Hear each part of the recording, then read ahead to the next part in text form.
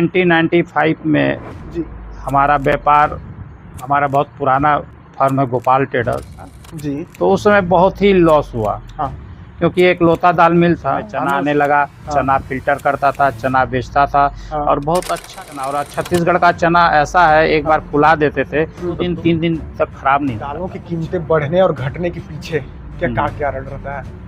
Government का एक प्रकार से मान लीजिए सट्टा मार्केट। DX में जैसे चना का भाव मान लीजिए सुबह खुला 4200 रुपये कुंटल। हाँ इसके बाद दोपहर होते होते 2 बजे तक हो गया वो 4200। NCDX एक मार्केट है, हाँ। वहाँ से व्यापार चलता था। पूंजी का भाव है, हाँ तो अगर वो शुरू करना चाहे कोई भी उद्योग, हाँ। तो लोन सब्सिडी योजनाएं सरकार की कितनी सफल? देखा है कि आपको जैसे अच्छे व्यापारी जिसको किसी को बिजनेस लोन लेना है, अभी के टाइम पर देखा जाए तो दाल मिल शुरुआत करने के लिए कितनी लागत लग सकती हर है? जगह थाने में या ऑफिसरों को हाँ टार्चर कर दिए गए हैं ऑफिसरों को हाँ कि आपको शाम तक हाँ।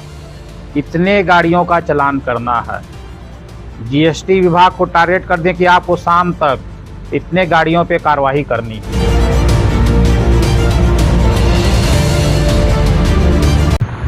नमस्कार, प्रणाम। एक शानदार नए वार्तालाप में आपका स्वागत है। आज हम एक ऐसे प्रतिष्ठित बिजनेसमैन जी के साथ हैं जिनका दाल मिल बिजनेस का कारोबार है और इसके साथ ही साथ व्यापार संघ के अध्यक्ष भी हैं। तो बहुत ही खुशी हो रही है जिनके साथ जो है कि आज का एक शानदार वार्तालाप बन रहा है जो बहुत ही महत्वपूर्ण है। तो बहुत बहुत स्वागत है गोपाल अग्रवाल जी आपका। धन्यवाद। चाचा जी कैसे हैं आप? बढ़िया, फर्स्ट क्लास। जी जी।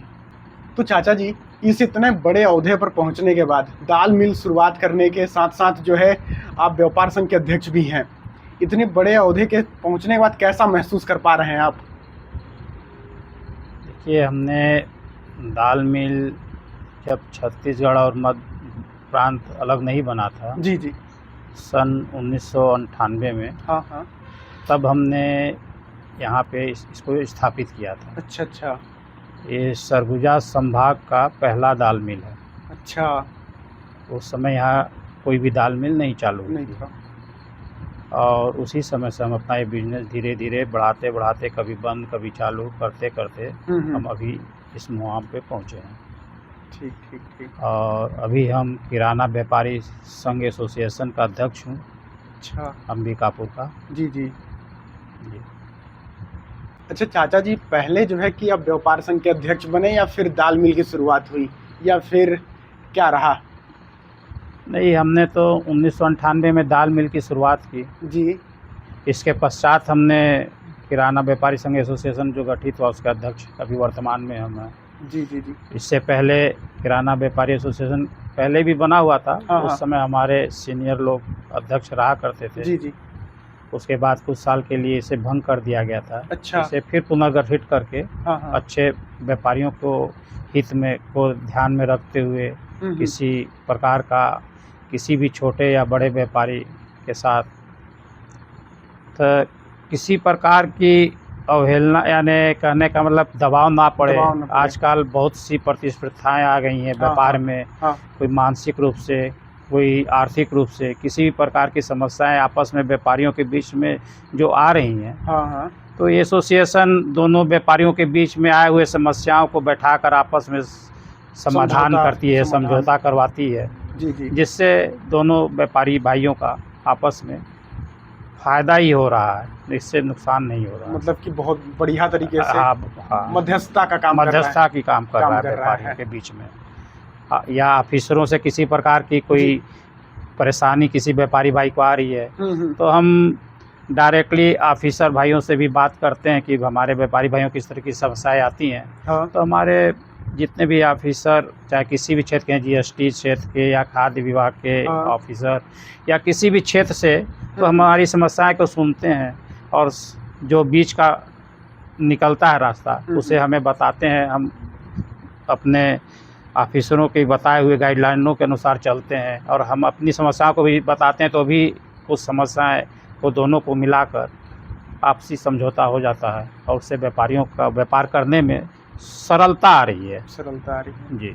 व्यापारियों के हितों में व्यापारियों के हितों में काम हो रहा है और व्यापार को आपस में करने में सरलता आ रही है। जी। हम पूरे ऑफिसरों का साथ भी देते हैं। वो ऑफिसर हमारी बातों को सुनकर वो हमारे भी साथ होते हैं, ऐसी बातें नहीं हैं। ठीक ठीक। तो ये एसोसिएशन जो है इसका क्षेत्राधिकार कहाँ तक ये जो है कि काम कर रही है? ये एसोसिएशन ऐसा है, हाँ जो भी सरगुजा अंबिकापुर से जी। जो भी व्यापार करता है, हाँ। चाहे वो बिलासपुर का व्यापारी हो, हम्म, चाहे मध्य प्रदेश कटनी का व्यापारी हो, चाहे इंदौर का, कहीं का भी व्यापारी जी इस क्षेत्र में जो व्यापार करेगा, उस व्यापार से संबंधित कोई भी समस्या आएगी तो उसका समाधान हम व्यापारी भाई आपस में बैठकर रास्ता निकाल लेते हैं। अच्छा अच्छा। हाँ, इसका कोई क्षेत्राधिकार नहीं है। क्षेत्राधिकार नहीं है, जी, मतलब जहाँ भी व्यापारी काम हाँ, करें उनके हितों पर ध्यान दिया जाता है। जाता है। ठीक ठीक। अच्छा, दाल मिल पर अगर बात कर लें, चाचा जी, दाल मिल शुरुआत करने का जो है विचार कैसे आया था आपको? मैं 1995 में जी। हमारा बहुत पुराना फर्म है गोपाल ट्रेडर्स, अच्छा अच्छा। जो बहुत पुरानी फर्म थी। वहाँ से व्यापारी कटनी मध्य प्रदेश से हाँ। दाल लेकर आते थे यहाँ दाल बेचने के लिए। अच्छा। तो मैं भी उसी समय 1995 में जबलपुर पढ़ाई के लिए गया था। तो कटनी भी मेरे दाल मिल के कुछ दोस्त व्यापारी भाई थे जी। तो उनके साथ मैं ऐसे ही घूमने चला गया।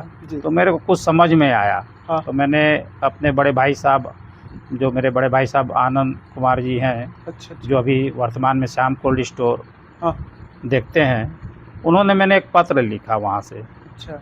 कि ऐसा ऐसा है, मैं दाल मिल में पढ़ाई छोड़कर दाल मिल चलाना चाह रहा हूँ। हाँ। तो भाई साहब ने कहा कि ठीक है, आ जाओ, हम एक दाल मिल यहाँ अंबिकापुर में गठन करते हैं व्यापार का। पहला दाल मिल आपका ही रहा? जी, पहला दाल मिल अंबिकापुर में यहाँ है और आज भी हाँ। दाल मिल के नाम से सिर्फ इसी को सरगुजा संभाग में जाना जाता है। अब तो पत्थल गांव में भी आ गया है जी। एक दो छोटे मिल यहाँ भी खुले, बंद भी हुए और अभी भी खुले हैं एकाध और मिल, ऐसा मालूम हुआ है। ठीक ठीक। मतलब देखा जाए तो दाल मिल शुरू करने से पहले आपका क्या काम था? दाल मिल शुरू करने से हमारा ट्रेडिंग का काम था गोपाल ट्रेडर्स अंबिकापुर में, जो जिला चिकित्सालय के पास था। अब तो स्थान परिवर्तन हो चुका है जी। अब वो खरसिया रोड में है सुमित ट्रेडर्स के नाम से। हाँ। और खुद मैंने भी अपना एक ट्रेडिंग का कृष्णा पल्सेस के नाम से व्यापार शुरू किया है। अच्छा अच्छा। सिर्फ दालों का ही काम करता हूँ मैं उसमें, सिर्फ दालों का ही? जी। और जो पुराना गोपाल ट्रेडर्स भी था तो वो भी उसमें सब काम करते थे, अभी भी करते हैं। किराना से संबंधित तेल, दाल, चावल, नारियल, सभी चीज़ का व्यापार होता है। सभी चीज़ का व्यापार होता है ट्रेडिंग का। वो हम लोग 6 भाई 1 बहन है। अच्छा अच्छा। सभी उस समय 1995 में सब जॉइंट फैमिली थी। हाँ। हमारे बड़े भैया सतीश कुमार जी, अभी रितेश एजेंसी के नाम से जाना जाता है, वो भी खरसिया रोड में है जी। उसमें भी कॉन्फेंसरी आइटम और ये साबुन वगैरह, माचिस वगैरह सभी चीज़ें की कामें होती हैं। उनके लड़के और भी आगे बढ़ चुके हैं जी। जो गुड़ एवं खांडसारी उद्योग ककना में स्थापित है। ओम राइस मिल है उनका। अच्छा। सेकेंड नंबर में हमारे आनंद कुमार जी भैया जी आते हैं जी। जिनका श्याम कोल्ड स्टोर है जी। उनके एक लड़के ने भी बहुत अच्छा श्याम डायग्नोस्टिक गेहूं बाड़ी के सामने है, जो बहुत ही अच्छा कार्य कर रहे हैं। श्याम डायग्नोस्टिक डॉक्टर सुजीत अग्रवाल जी। उनका आज पूरे छत्तीसगढ़ में नाम है। अगर वो जो इस चीज़ का डायग्नोस्ट कर देते हैं तो उसमें किंतु परंतु नहीं आती है। हाँ, बहुत ही अच्छा डॉक्टर। अच्छा। हाँ, आज उनके माने सरगुजा के लिए बहुत ही भगवान गर्व की बात है कि बहुत ही अच्छा डायग्नोस्ट कर रहे हैं और उससे इलाज सुगम हो जा रहा है जी। इलाज कराने वालों को बहुत सुगमता मिल रही है, क्योंकि जब कोई भी बीमारी का डायग्नोस्ट हो जाता है तो उसके बाद ही उसका इलाज हो सकता है और सही इलाज हो सकता है और कम पैसे में, कम समय में और सही जगह जाकर। अगर बीमारी ही पता नहीं चलेगी तो कैसे इलाज होगा? सही कह रहे हैं। जो इलाज मतलब कई किलोमीटर दूर बाहर शहरों में जाना पड़ता था, वो अंबिकापुर में उपलब्ध हो रहा है जी। बिल्कुल सही कह रहे हैं। अच्छा चाचा जी, दाल मिल जब आप शुरुआत किए तो पारिवारिक सहयोग कैसा रहा? जब ये दाल मिल बना तो हम सभी भाई एक में थे जी। और सभी शुरू से ही मैं ही देखता था इस दाल मिल को। हाँ हाँ। और सभी कोई आपस हम लोग मिल के काम किए हैं इस दाल मिल में। बाद में फिर तो विधि का विधान है, सब कोई अपना जैसे हाँ, जैसे एज बढ़ते जाता है जी। अपना अपना काम संभालते जाते हैं। बिल्कुल। सब अपना अपना देखते हैं। सही कह रहे हैं।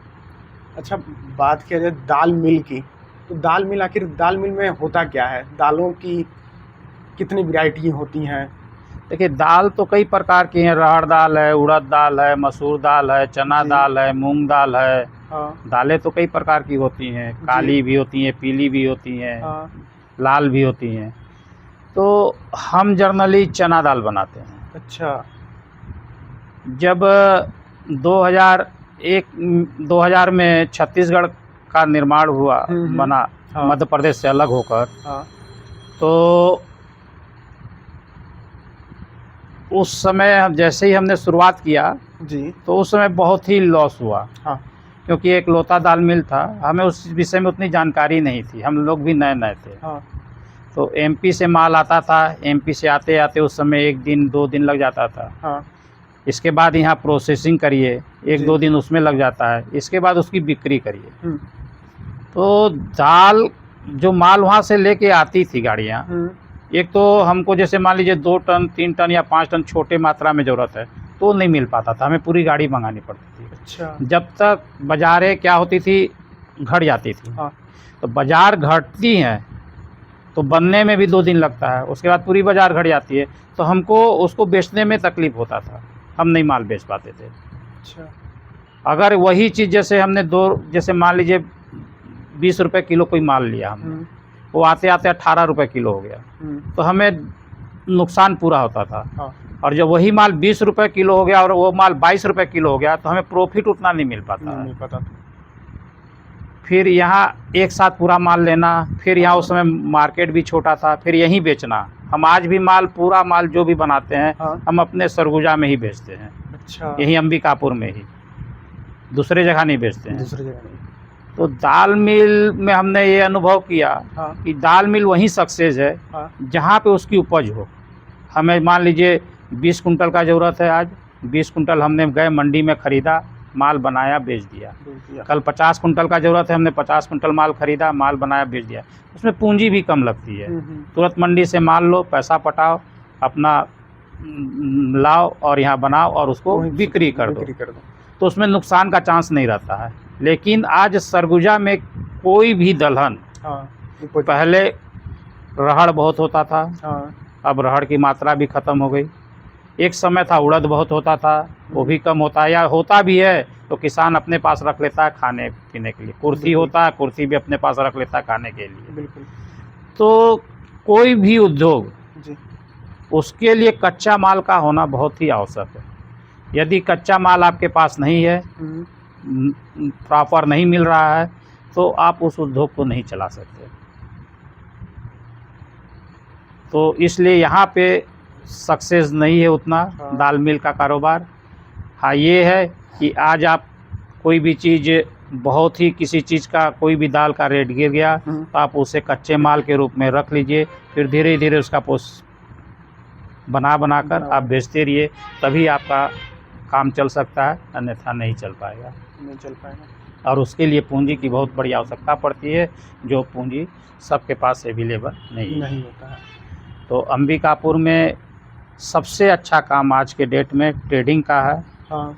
आप बाहर से माल मंगवाइए, 1 रुपये 2 रुपये 25 पैसा 10 पैसा जो भी प्रॉफिट जोड़ के आप बेच दीजिए, वो प्रॉफिट उसमें वो चल जाता है, नुकसान होने का चांस नहीं होता है। लेकिन किसी भी अभी कोई भी यहाँ बहुत कम उद्योग है जो यहाँ सक्सेस है। अच्छा चाचा जी, आप जब अपने दाल मिल की शुरुआत किए थे, तो बात करें कि पूंजी की, तो कितनी पूंजी के साथ शुरुआत किए थे आप, अगर आपको अंदाजा अनुमान हो तो? हमने तो अपने पास लैंड था ही। हाँ। उस समय बहुत सस्ते थे। हाँ। हमने दाल मिल भी थोड़ा मोड़ा लागत लगा के आगरा से मिस्त्री आए, उत्तम हाँ। उद्योग वाले थे, उन्होंने मिस्त्री हमको दिया। उन्होंने भी जो मिस्त्री आया यहाँ पे बनवाया खुद। और दाल मिल में कोई बहुत बड़ी वो नहीं थी, शेड उड बनवाना था और लोहा से बस वही लोहा कटिंग कर करके पूरे मशीन यहाँ बनाए गए। और कोई बहुत बड़ा दाल मिल तो बना नहीं है, बहुत छोटा सा अपना तो यूनिट है। 1 घंटे में मुश्किल से मान के चलिए 5-7 कुंटल, अधिकतम 10 कुंटल तक माल निकाल सकते हैं, उससे ज़्यादा बनता नहीं है। तो जो 1998 में जितना प्रोडक्शन होती थी जी, आज भी उतनी ही होती है? हाँ, आज नहीं, आज भी हमारे पास उतनी ही होती है। हाँ। बाकी 1-2 चीज़ें हमने जैसे पहले बढ़ाया है, जैसे चना को फिल्टर करना, चना जैसे खड़ा जींस में ही चना बिक जाता है तो उसको फिल्टर करना, उसका मट्टी निकालना, लकड़ी निकालना, ये सब चीज़ें कुछ चीज़ें और सोचते हैं। लेकिन अब उस समय जब हमने दाल में लगाया उस समय हम एज 28-30 साल का था, आज हम हो गए 54 साल के। तो एक उस समय हमें एक चाह होती थी कि एक दिमाग में था कि हमें हमारे पास एक मिल हो मस्त आराम से, तो उस समय दिन रात लगे रहते थे दाल मिल में। अब इस एज में आके हम उतना मेहनत नहीं कर सकते। बिल्कुल सही। अब हम माने मेहनत करते पक गए हैं, तब वैसा हम और नहीं बढ़ाना चाहते हैं। अब हमारे एक लड़का दिव्यांशु गर्ग, जी, अब वो अपना जो भी बढ़ाए करे जैसा भी, लेकिन वो भी ट्रेडिंग के काम में बैठता है, ट्रेडिंग में खुश रहता है। बाकी दाल मिल में भी उसका भी कुछ दिमाग चलेगा तो आगे और बढ़ाएगा। तो उनको जो है कि आप दाल मिल में विजिट करवाते हैं, मतलब? हाँ, वो दोनों जगह संभालता है, दाल मिल में भी संभालता है, ट्रेडिंग में भी संभालता है, दोनों जगह देखता है। मतलब उनका माइंडसेट भी बिजनेस की ओर ही है? हाँ, उनका शुरू से माइंडसेट बिजनेस में ही है। अभी भी वो अपना MBA कर रहा है, लेकिन वो माइंडसेट यही है कि वो अपना हमको बिजनेस ही करना है और अंबिकापुर में ही करना है, दूसरे जगह नहीं करना है। जी, परिवार के साथ ही रहना है। जी। हमारा माँ महामाया की नगरी श्याम बाबा की कृपा है कि हमारा पूरा परिवार यहीं सेटल है। और कोई भी बच्चा कहीं जाना नहीं चाहता है, यहीं अपना सब परिवार में ही रह के जो भी व्यापार सब बिजनेस कर रहे हैं। अच्छा, अगर बात कर लें उन पुत्र जी का, आपके दिव्यांशु जी का, तो जी, आप बिजनेस के अलावा जैसे नौकरी वगैरह के लिए कभी बोले कि नौकरी करना है तुम्हें, ऐसा कुछ आपने बताया उनको? नहीं, दिव्यांशु जी ने कभी भी ये नहीं बोला कि मुझे नौकरी करना है जी। उनका शुरू से माइंडसेट है कि मेरे को अपने पापा का ही व्यापार को बढ़ाना है आगे, जो भी है। इसीलिए वो दोनों जगह देखते भी हैं और अपना समय भी देते हैं। अच्छा, मुझे भी अच्छा लगता है, साथ में बैठता है तो। बिल्कुल जी। अच्छा, मैं ज़्यादातर जगहों पर मैं देखा हूँ कि जो मारवाड़ी स्ट्रेटजी है जी, वहाँ पर अपने लड़कों को, चाहे या कोई भी मारवाड़ी हो, जी, वो बिजनेस की ओर ही आगे बढ़ता है, नौकरी की ओर नहीं। इसके पीछे का क्या राय, मतलब क्या आपका राय है? क्या है कि वो क्या हम लोग एक व्यापारी वर्ग हैं जी। तो जब व्यापारी वर्ग जब छोटे से ही वो देखना शुरू कर देता है, 5 साल 7 साल 10 साल 15 साल से, वो उसी समय से चाहे वो 10 मिनट के लिए शॉप पे आए या फैक्ट्री पे आए, कहीं भी आए जी, या अपने पापा के साथ, मम्मी के साथ, भाई के साथ, बड़े भाई के साथ ज़रूर वो बैठेगा दुकान में। और कैसे हम सामने वाले अपने ग्राहक से बात कर रहे हैं, वो सब चीज़ अपन सोचते ज़रूर है कि वो आया चला गया, लेकिन उन लोग वॉच करते रहते हैं जी, कि आगे ही मेरे को आके ही देखना और कैसे मेरे बड़ा भाई, मेरे पिताजी कैसे बात कर रहे हैं, वो सब चीज़ वॉच करते रहते हैं और समझते रहते हैं और आगे जाके समझते हैं कि मेरे को व्यापार ही करना है। हाँ, कोई बहुत अच्छा फील्ड में निकल गया जी, कि मान लीजिए कोई डॉक्टर बन गया, कोई MBA कर लिया, IITN हो गया, तो वो एक अलग मैटर है। फिर वो अपना फिर उस IITN में भी वो आके फिर से अपना उस तरह का वो बिजनेस डेवलप कर लेता है। हाँ, बिजनेस ही डेवलप कर लेता है। वो किसी के अंडर में काम नहीं कर सकता ज़्यादा दबाव में जी, ताकि वो स्वतंत्र विचारधारा के होते हैं। हमारे जितने भी परिवार या जिसमें भी मान लीजिए व्यापारी वर्ग के जो होते हैं, वो थोड़ा स्वतंत्र विचारधारा के होते हैं, वो किसी के प्रेशर में आके काम नहीं कर सकते भले। और एक चीज़ और है, पहले तो भाई क्या थे, बच्चे ज़्यादा रहते थे, अब तो 1 या 2। तो अब सबके दिमाग में आ गया यार उतना ही कमाओ जितना खा सकते हो, किसके लिए कमाओगे जी। तो इसलिए अब और प्रेशर ख़त्म हो चुका है व्यापार के लिए। किसी के बिल्कुल। प्रेशर में आके काम नहीं कर सकता व्यापारी। सही कह रहे हैं। हम्म, और अच्छा, अब देखा जाए जैसे आपका 1998 से अभी चल रहा है 2026, जी जी। दाल मिल के अलावा आपके जीवन में सबसे बड़े बड़े जो संघर्ष रहे हैं, चुनौतियां रहे हैं, उनके बारे में कुछ बताइएगा। देखिए, मेरी शादी 1998 में हुई। जी। मेरा दाल मिल भी 1998 में खुला। अच्छा अच्छा। तो उस समय मैं, कई लोग बोलते थे कैसे यार, मैं कहा यार मेरी 2 बीबी है, एक तो घर में है, एक दाल मिल है। दाल मिल है। मैं दोनों जगह को पूरा समय दे रहा हूँ। जी। और उसमें बहुत मेहनत कर रहा था ना। मैं घर भी गया तो हाँ। अपना भोजन समय पे किया, 10 मिनट 15 मिनट 15 मिनट जो भी माने एकदम, उसके बाद तुरंत भी। वर्कर भी हमारे आज भी जो 1998 में थे, हाँ। वही वर्कर आज भी हैं, हमको भी छोड़ हैं। के नहीं जाते हैं। कहते अच्छा। हैं बाबू हम दूसरे जगह काम नहीं करेंगे, या तो काम छोड़ देंगे। हाँ। आज भी हमारे वर्कर बहुत अच्छे हैं जी। और बहुत प्यार देते हैं और पारिवारिक स्थिति बोलते बनाए बोलते हैं हाँ, और आपस में समन्वय अच्छा है जी। वर्करों के साथ भी। इसलिए मेरे को, मैं यहाँ छोड़ के भी चला जाता हूँ उनके भरोसे, कोई दिक्कत नहीं जाती है। ठीक ठीक।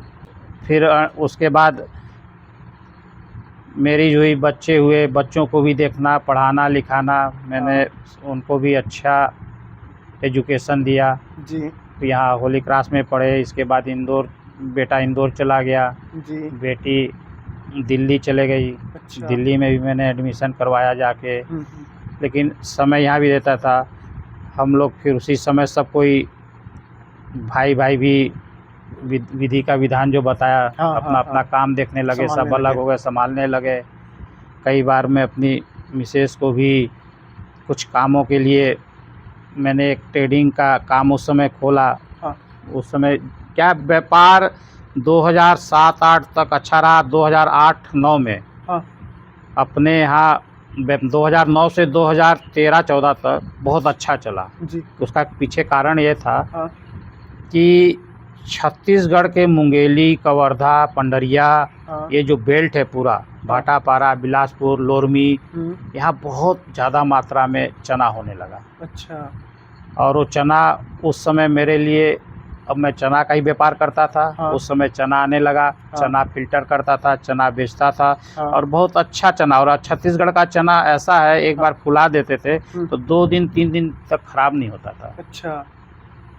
तो उस चना की मांग बहुत ज़्यादा थी अपने पड़ोसी राज्य झारखंड, बिहार में। तो उस समय चना बहुत गया, उस समय व्यापार बहुत ही अच्छा चला।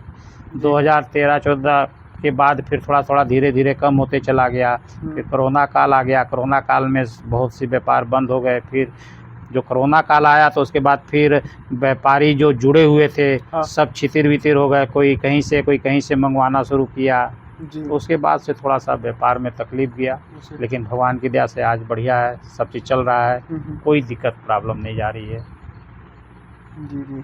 अच्छा, आपके दाल मिल में अगर देखा जाए, जो कच्चा माल आता है वो किसानों से यहाँ तक पहुँचने में सीधे पहुँच जाते हैं? आप किसानों से जुड़े हुए हैं या फिर बीच में मंडी या फिर एजेंट होते हैं? देखिए, छत्तीसगढ़ सरगुजा में तो कोई प्रोडक्शन है नहीं जी। थोड़ा मोड़ा अभी भी छत्तीसगढ़ में जैसे कवर्धा से या मुंगेली से अभी भी माल आता है। तो हम तो वहाँ के जो मंडी में खरीदी करते हैं एजेंट, उनके माध्यम से खरीदी करवाते हैं और वो माल आते हैं। तो डायरेक्ट किसानों से अपना कोई वो ऐसा नहीं, संपर्क नहीं है। अच्छा अच्छा। किसानों से जो खेत से माल निकलता है, कच्चा माल, जी जी, जो चना आता है आपके दाल मिल पर, इसके बाद जो है उसको खाने योग्य तैयार करने की क्या प्रक्रिया है? एक चना में ऐसा कुछ जर्नल कोई खास बात नहीं है। उसको अपने को बस उसमें से मिट्टी निकाल देना है, लकड़ी निकाल देना है, कोई दाल की मात्रा है दाल निकाल देना है, पत्थर निकाल देना है बस। और उसमें कुछ रंग या कलर या पानी या कुछ हमको कुछ नहीं करना है। एजेटिव उग जाता है, बस उसमें से कचरा निकालना है, कचरा निकाल के अलग करना है और अपना बेच देना है। दाल तोड़ना है तो उसी चना को अपन दाल प्रोसेसिंग में डाल दिए, अपना दाल बनाए। दाल में भी किसी प्रकार का कलर नहीं रहता है, किसी प्रकार की पानी नहीं पड़ती। पानी, हल्का पानी डालना पड़ता है जब दाल बनाने के लिए, उसको फोड़ने के लिए। अच्छा। उसमें से छिलका और दाल दो अलग अलग करने के लिए उस समय उसमें पानी की आवश्यकता पड़ती है। बाकी कलर या किसी प्रकार की कोई केमिकल की आवश्यकता नहीं पड़ती है। जी। और ज़्यादा दिन के टिकने के लिए ख़राब ना हो, जैसे घुन वगैरह लग जाता है। देखिए घुन वगैरह के ना लगे इसके लिए तो ये कि मीठा चीज़ है। हाँ। अगर अपन इसको ऐसे ही दाल बना के छोड़ देंगे हाँ। तो 2 महीना 3 महीने बाद तो घुन लग जाएगा, बरसात में नहीं। इसलिए इसको वेयर हाउस में या कोल्ड स्टोर में रखा जाता है। अच्छा। अगर इसको सेफली रखना है तो वेयर हाउस में या कोल्ड स्टोर में। कोल्ड स्टोर में जी। ठीक। नहीं तो ऑटोमेटिक इसमें कीड़े पड़ जाएंगे। कीड़े लगने लगेंगे। जी। जैसे ही अभी सबसे ज़्यादा कीड़ा इसी मौसम में पड़ेगा, बरसात में। जब गर्मी और बरसात हाँ। उमस का मौसम पड़ता है तो ऑटोमेटिक इसमें लीक अंडा अपने आप पैदा हो जाते हैं सफ़ेद कलर के, और फिर वो कीड़ा के रूप ले लेती है, तो उससे घुन लग जाता है। अच्छा, देखा जाए तो अच्छी गुणवत्ता की दाल की पहचान कैसे किया जा सकता है कि दाल अच्छी गुणवत्ता की है, बिना मिलावट, बिना रंग? अब पानी में डालिए, अगर कलर कोई भी कलर छोड़ता है तो इसका मतलब वो कलर वाली दाल है। कलर वाली दाल। जी हाँ, सीधी सीधा फंडा है। आप दांत में चबाइए, कट आवाज़ आना चाहिए। हाँ। और मुलायम चीज़ तो वैसे ही फुस हो जाएगा, पता चल जाएगा आपको कि इसमें सूखापन है कि नहीं है, गीलापन है। हाँ। वैसे कोई बहुत अच्छी पहचान, जो माने जर्नल आदमी भी पहचान लेगा कि ये दाल की क्वालिटी अच्छी है कि नहीं है। अच्छा। सड़ा दाना रहेगा तो काला रहेगा। हाँ। कोई भी दाल सड़ेगा, चाहे वो काला, लाल, पीला, कोई भी दाल हो। कोई भी दाल हो, अगर थोड़ा सा भी सड़न आएगा तो हमें ब्लैक हो जाएगा, वो ब्लैक हो जाएगा, अंदर से ब्लैक होना शुरू हो जाएगा और उसमें बदबू आने लगेगा। अच्छा। थोड़ा सा महक उसका चेंज हो जाएगा और दाल का खुशबू अलग से आएगा। आप उसको ऐसे ही लेके सूंघेंगे ना तो लगेगा कि हाँ ये दाल है। हाँ, उसकी सौंधी खुशबू अलग आएगी। और सड़ा हुआ चीज़ का तो अलग ही आएगा। आप उसको काटेंगे तो दांत में भी कड़वापन आएगा, और कच्चा दाल को भी खाएंगे तो आपको मीठापन लगेगा। जी। अच्छा चाचा जी, दालों की कीमतें बढ़ने और घटने के पीछे क्या रण रहता है? देखिए, पहले बीच में गवर्नमेंट में बदलाव आते रहता है स्कीम में। जी। बीच में इन्होंने NCDX चलाया था। अच्छा, ये क्या होता है? ये गवर्नमेंट का एक प्रकार से मान लीजिए सट्टा मार्केट है। अच्छा। जैसे NCDX में इन्होंने चना को डाल दिया। हाँ। चना, उड़द, राहड़ ये सब था, अब इसको हटा दिया गवर्नमेंट ने। तो अब उतना उतार चढ़ाव नहीं आता है। NCDX में जैसे चना का भाव मान लीजिए सुबह खुला 4200 रुपये कुंटल। हाँ। ठीक है जी। इसके बाद दोपहर होते होते 2 बजे तक हो गया वो 4200 रुपये। हाँ। और शाम होते होते तक NCDX में हो गया 3800 रुपये। माने 4000 का चीज़ 4200 भी हो गया और 3800 भी हो गया। तो जो 4000 का खुला 4200 रुपये हो गया 2 बजे तक। हाँ। उन्होंने जो भी व्यापार किया। हाँ। और 2 बजे के बाद जो व्यापार किया 3800 हो गया, तो उनको तो प्रॉफिट हो गया। और 2 बजे तक वालों को नुकसान हो गया। तो इसलिए अब क्या है कि NCDX हट जाने से व्यापारियों के लिए बहुत अच्छा हो गया। अच्छा। सट्टा व्यापार होना नहीं चाहिए व्यापार में। बिल्कुल। यदि रेट कंट्रोल करना है तो सट्टा से एकदम हटा देना चाहिए व्यापार को। वेयर हाउस गवर्नमेंट के पास बहुत बड़े बड़े हो गए हैं। जी। किसानों का माल स्वयं गवर्नमेंट ले रही है। समर्थन मूल्य पे, जो भी समर्थन मूल्य गवर्नमेंट की रहती है। और अपने वेयर हाउस, सरकारी वेयर हाउसों में डंप हो गए हैं माल। तो अब उतना व्यापार, कोई भी व्यापारी सोचेगा कि मैं प्रॉफिट कमा लूँ या बढ़ा लूँ, तो नहीं हो सकता। गवर्नमेंट की नीति ही पूरा काम करिए। गवर्नमेंट ही किसी भी चीज़ को बढ़ा सकती है, किसी चीज़ को घटा सकती है। अब कंट्रोल हो गया गवर्नमेंट का, इसलिए बहुत तेज़ी मद्दी वाली बात नहीं रहती है। अब व्यापारियों के हाथ में नहीं है। अच्छा। और ये जो सट्टा वाला जो बता रहे हैं, इसका कंट्रोल किसके हाथ पर था? ये देखिए, ये 2 हिसाब से चलते थे। अच्छा। उस समय बॉम्बे NCDX एक मार्केट है। वहाँ से व्यापार चलता था। अच्छा। तो उस समय चुनिंदा लोगों के हाथ में था। जैसे शेयर मार्केट होता है ना, कोई भी शेयर का रेट बढ़ जाता है, घट जाता है, वैसे ही NCDX में था। वैसे ही था। तो कोई भी रेट, जैसे आज NCDX में सोना है, चांदी है। चांदी आज चला गया 4 लाख कुछ रुपए किलो। और आज 2,34,000 रुपये है। तो ये सब क्या है? उतार चढ़ाव उसी की वजह से है। ये सब NCDX के कारण, माने ये सब सट्टा व्यापार के कारण है। सट्टा व्यापार जैसे ही खत्म होता है तो व्यापार स्मूथ चलने लगता है। हम व्यापारियों के लिए बहुत अच्छा रहता है। ये नहीं कि सुबह उसी चीज़ का भाव 40 रुपये हो गया, दोपहर में 42 रुपये हो गया, शाम को 45 रुपये हो गया, परसों 50 रुपये हो गया और 1-2 दिन बाद पता चला उसी का भाव 35 रुपये हो गया। तो ये व्यापारियों के लिए बहुत ही घातक है। मतलब व्यापारियों के हित में देखा जाए तो ये सट्टा व्यापार को हटा देना चाहिए। एकदम ही नहीं होना चाहिए। सट्टा व्यापार व्यापारियों के लिए सबसे नुकसानदेह है। नुकसानदेह। जी। फिर बहुत से लोग उसी में लगे रहते हैं हाँ, कि तुरंत खरीद लिए, तुरंत बेच दिए, बेच दिए। तो फिर व्यापार कहाँ हो पाएगा। सही। व्यापारी तो अपना आया, ग्राहक को 2 कट्टा लेना है, 5 कट्टा लेना है, 20 कट्टा लेना, अपना दिया माल, हाँ, जिस भाव चल रहा है उस भाव में दिया अपना, बराबर। ज़्यादा दिमाग लगाने का ज़रूरत नहीं है। नहीं तो सही। दिन भर तो NCDX का रेट ही देखते रह जाएगा वो। हाँ, हाँ, कि अभी क्रूड ऑयल 72 रुपये चल रहा है, कुछ देर में 72 रुपये 50 पैसा चल रहा है, हाँ। तो कुछ देर में 75 रुपये चल रहा है, उसी में लगाए रहते हैं लोग। काम पर ध्यान ही नहीं देते। काम पे ध्यान नहीं दे पाते। तो अपने काम पे ध्यान तभी लगा पाता है व्यापारी जब सट्टा व्यापार से अलग हो। हाँ, अलग होगा। जी।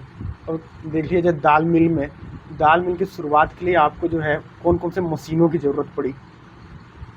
तो दाल मिल में अपने को शुरुआत के लिए कोई भी चीज़ है उसमें मान लीजिए इसमें एक छलना होता, मेन इसमें एलिवेटर होते हैं जो लिफ्ट टाइप के, जो मालों को ऊपर चढ़ाते हैं, हाँ, नीचे लाते हैं, छलना रहते हैं, उसमें छालना पड़ता है। हाँ। डिस्टोनर होते हैं जिससे पत्थर निकल जाए।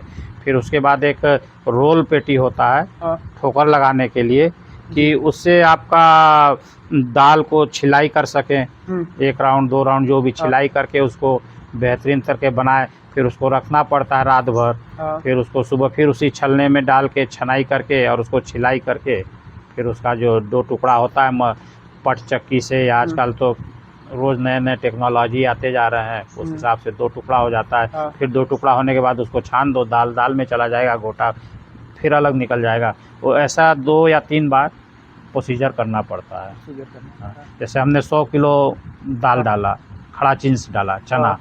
तो शुरू में 30 किलो निकलेगा, दूसरे बार में 60 किलो निकल जाएगा, फिर जो 5 किलो बचा वो तीसरे बार में निकल जाएगा। ऐसे करके राउंडिंग चलते रहता है।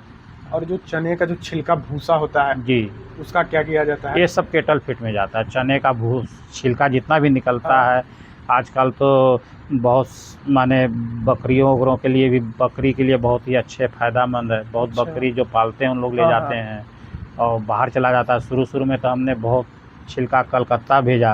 अच्छा। कलकत्ता बहुत बड़ा मार्केट है छिलके का आज भी, वहाँ कितना ही माल छिलका भेज दीजिए तुरंत बिक जाता है, कोई दिक्कत नहीं है। वो कैसे बिकता है? गाड़ी बिक जाता है। अच्छा, अच्छा। और रेट तो जैसे जैसे बढ़ते जा रहा है, घटते जा रहा है, हाँ, डिमांड हाँ। के ऊपर रहता है। हाँ, बाकी कोई दिक्कत नहीं जाता। और जो पाउडर बेसन नुमा निकलता है वो गाय खिलाने में काम आ जाता है। गाय वाले ले जाते हैं पशु आहार, ठीक, पशु ठीक। गाय खिलाने में काम। बिल्कुल। और ये जो दाल मिल के जो मशीन बताए, जी, ये कहाँ से खरीदा जा सकता है? अब आजकल तो कंपनियां भी बनाने लग गई हैं, अच्छा। बड़ी कंपनी आ गई हाँ। हैं, वो बना देती है। नहीं तो जर्नली मैंने अपना दाल मिल की पूरी मशीनें लगभग यहीं अंबिकापुर में ही बनवाया अच्छा, था। यहीं बनवाए, सेटअप जी। करवाए थे। जी, चाचा जी, दाल मिल की शुरुआत करने के लिए अगर देखा जाए तो कौन-कौन से लाइसेंस, पंजीकरण, एनओसीज़ की ज़रूरत पड़ती है? इस सबसे पहले तो उद्योग विभाग में अपना पंजीयन कराना पड़ेगा। हाँ, वहाँ पंजीयन होने के बाद फूड ऑफिस में भी आपको एक आजकल FFFCI नंबर, आज पहले तो फूड लाइसेंस लेना पड़ता था, हाँ, आजकल FFCI नंबर लेना पड़ता है। जी, मंडी में लाइसेंस लेना पड़ेगा, अच्छा। मंडी विभाग में जाके जी, GST नंबर लेना पड़ेगा, इनकम टैक्स हाँ। भी आपको डालना पड़ेगा, उसके लिए पैन नंबर लेना पड़ेगा। हाँ, बाकी बहुत लंबा चौड़ा तो है नहीं बस प्रोसीजर। इतना है। हाँ और ये सब लाइसेंस जो है कि लोकल अथॉरिटी से भी हाँ, लोकल अथॉरिटी से मिल जाता है, है? लोकल से ही। हाँ कितना खर्चा आ सकता है इतना इन सब लाइसेंसों को लेने के लिए? भाई, जो गवर्नमेंट का निर्धारित फीस रहता है वो उस सब समय पे करना पड़ता वो है सब ना? पे करना कोई पड़ता बड़ी है। रकम नहीं रहती है? नहीं, कोई बड़ी रकम नहीं। GST वगैरह में तो कोई रहता नहीं है। हाँ, आपको हाँ। जो इनकम दिखाना है उसके बाद वो आपको लगेगा। हम्म। इनकम टैक्स में इनकम पटाना है आपको, इनकम का टैक्स, उसमें कोई वो रहता ही नहीं है। बस मंडी लाइसेंस लेना है, मंडी में हाँ। जो भी 10,000 15,000 जो भी इनकी फ़ीस होती है वो देना पड़ता है। जी, और आपका उद्योग विभाग में आपका 1 पैसा नहीं लगेगा, जी, वहाँ कुछ नहीं देना रहता है। आपका फूड ऑफिस में भी FFSI का जो भी 2000 5,000 10,000 जो निर्धारित फीस है हाँ। वो लगता है। वो लगता है। हाँ अगर आज के टाइम पर देखा जाए तो MSME जो कि रजिस्ट्रेशन है जी जी। और GST रजिस्ट्रेशन कितना जी। महत्वपूर्ण है? MSME में तो बहुत सी आजकल गवर्नमेंट छूट दे रही है आपको। जी। हमने जब ये बनाया तो उस समय ये कुछ नहीं था, कुछ नहीं था। हमने अपने बलबूते पे बनाया। हाँ। आज भी हमने MSME में रजिस्ट्रेशन नहीं कराया, ना हमने अच्छा। कोई लाइसेंस लिया है हाँ। और ना ही हमने आज तक ये कोई सब्सिडी ली है उद्योग विभाग से। अच्छा। हमने अपना पूरा जो भी पूंजी लगा है अपने पास से लगाए हैं और अपने पास से काम कर रहे हैं।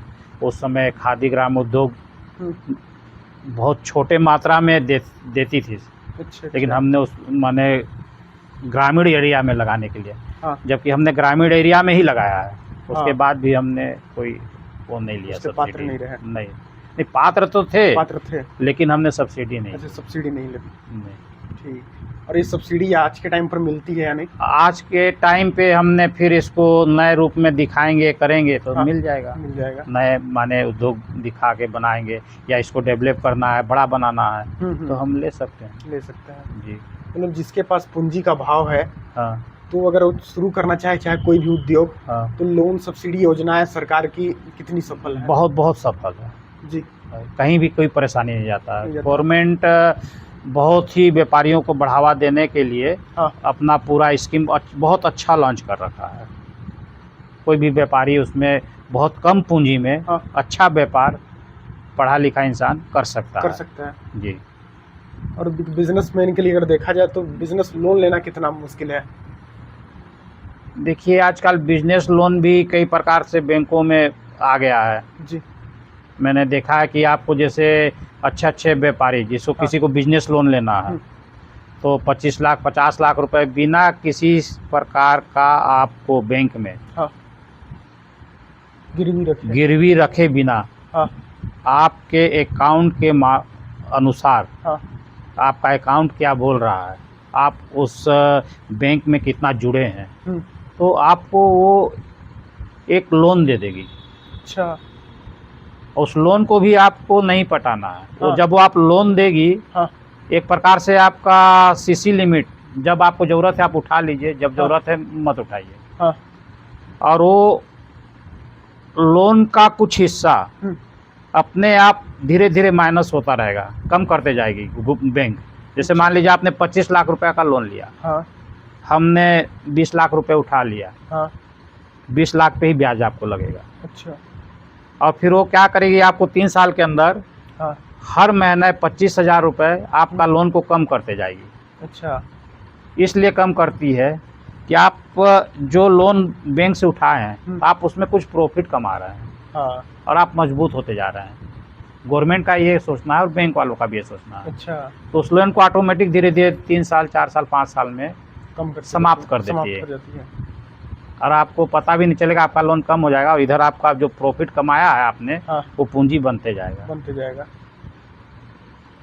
तो कई प्रकार से सहायता कर रही है गवर्नमेंट भी। मतलब आज के टाइम पर बिजनेस के लिए बहुत हेल्पफुल है। हाँ हेल्पफुल है, अगर जो स्कीम समझता है, जो हाँ। जानता है और जो अच्छे ऑफिसर आ जाते हैं हाँ। तो वो व्यापारियों को के बारे में सोचते हैं, समझते हैं तो काम अच्छा होता है। चाचा जी, आपके दाल मिल में देखा जाए तो कभी आप ये नहीं सोचे कि सरगुजा जिले से बाहर या फिर इंटर स्टेट जो है इस व्यापार को बढ़ाया जाए? देखिए मैं पैसे को बहुत ज़्यादा महत्व नहीं देता हूँ। अच्छा। हम चाहते तो रायपुर बिलासपुर कहीं भी अपना एक और ब्रांच खोल सकते थे या बना सकते थे। बिल्कुल। लेकिन उसको मेंटेन करने के लिए मेरे को बार बार अंबिकापुर से छोड़ के चाहे 15 दिन में चाहे 1 महीने में 1 या 2 बार जाना पड़ता। तो मैं अपना लाइफ स्वयं का लाइफ कहाँ जी पाता, सिर्फ बिजनेस में उलझ के रह जाता। हाँ। आज मैं यहाँ सुकून से हूँ। हाँ। और जितना भी बिजनेस बढ़ाऊंगा मैं, हाँ। चाहे कोई भी व्यापारी हो, हाँ। उसको मेंटेन करना बहुत ज़रूरी है। सिर्फ बढ़ा लेना ज़रूरी नहीं है, उसको मेंटेन करना है। आज आपके पास 50 ग्राहक हैं जी, बिजनेस बढ़ाएंगे 100 ग्राहक हो जाएंगे, हाँ तो उस 100 ग्राहक को आपको समय भी देना पड़ेगा, उनकी बातें भी समझनी पड़ेगी, उसके लिए आपको उतना समय भी निकालना पड़ेगा। बिल्कुल। या तो फिर आप उसी चक्रव्यूह में फंस जाइए, कमाते जाइए कमाते जाइए कमाते जाइए, हाँ आपका अपना पर्सनल लाइफ जीरो हो जाएगा। और उसी चीज़ को आप एक मेंटेन बना के चलते रहिए, तो आपका पर्सनल लाइफ भी चलता रहेगा बढ़िया, हाँ और आपका इधर भी चलता रहेगा। बिल्कुल। जो बड़े बड़े बिजनेसमैन हैं, हाँ उनके पर्सनल लाइफ में आप देखिएगा आम आदमी का कोई महत्व नहीं है, वो नहीं जुड़ पाएंगे। नहीं जुड़ पाएंगे।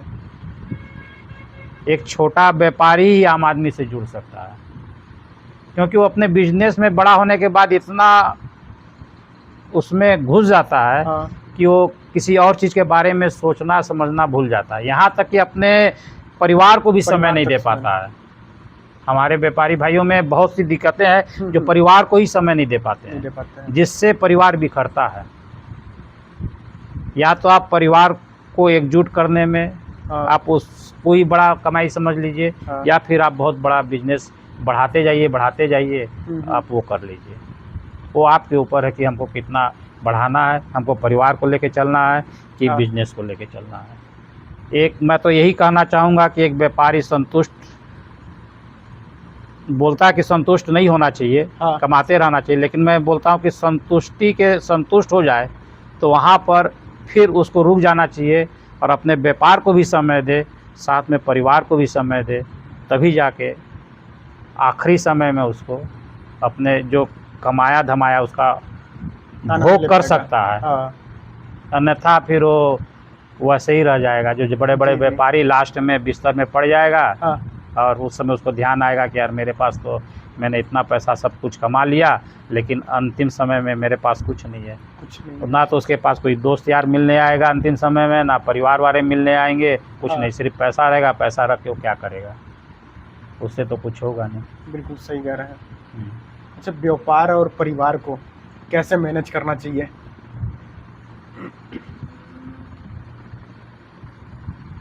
व्यापार को मैनेज करने के लिए आपको बहुत ईमानदार बनना पड़ेगा जी।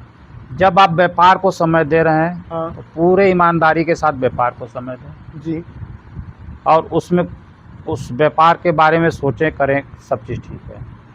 फिर जैसे ही व्यापार ख़त्म हुआ उसके बाद आप व्यापार को भूल जाएं, फिर परिवार को समय दें जी। तो उस समय भी आपको ईमानदारी बरतना पड़ेगा। तो पूरा आपको उसी पे फोकस रखना पड़ेगा कि हम अब पूरे परिवार को ही समय देना है।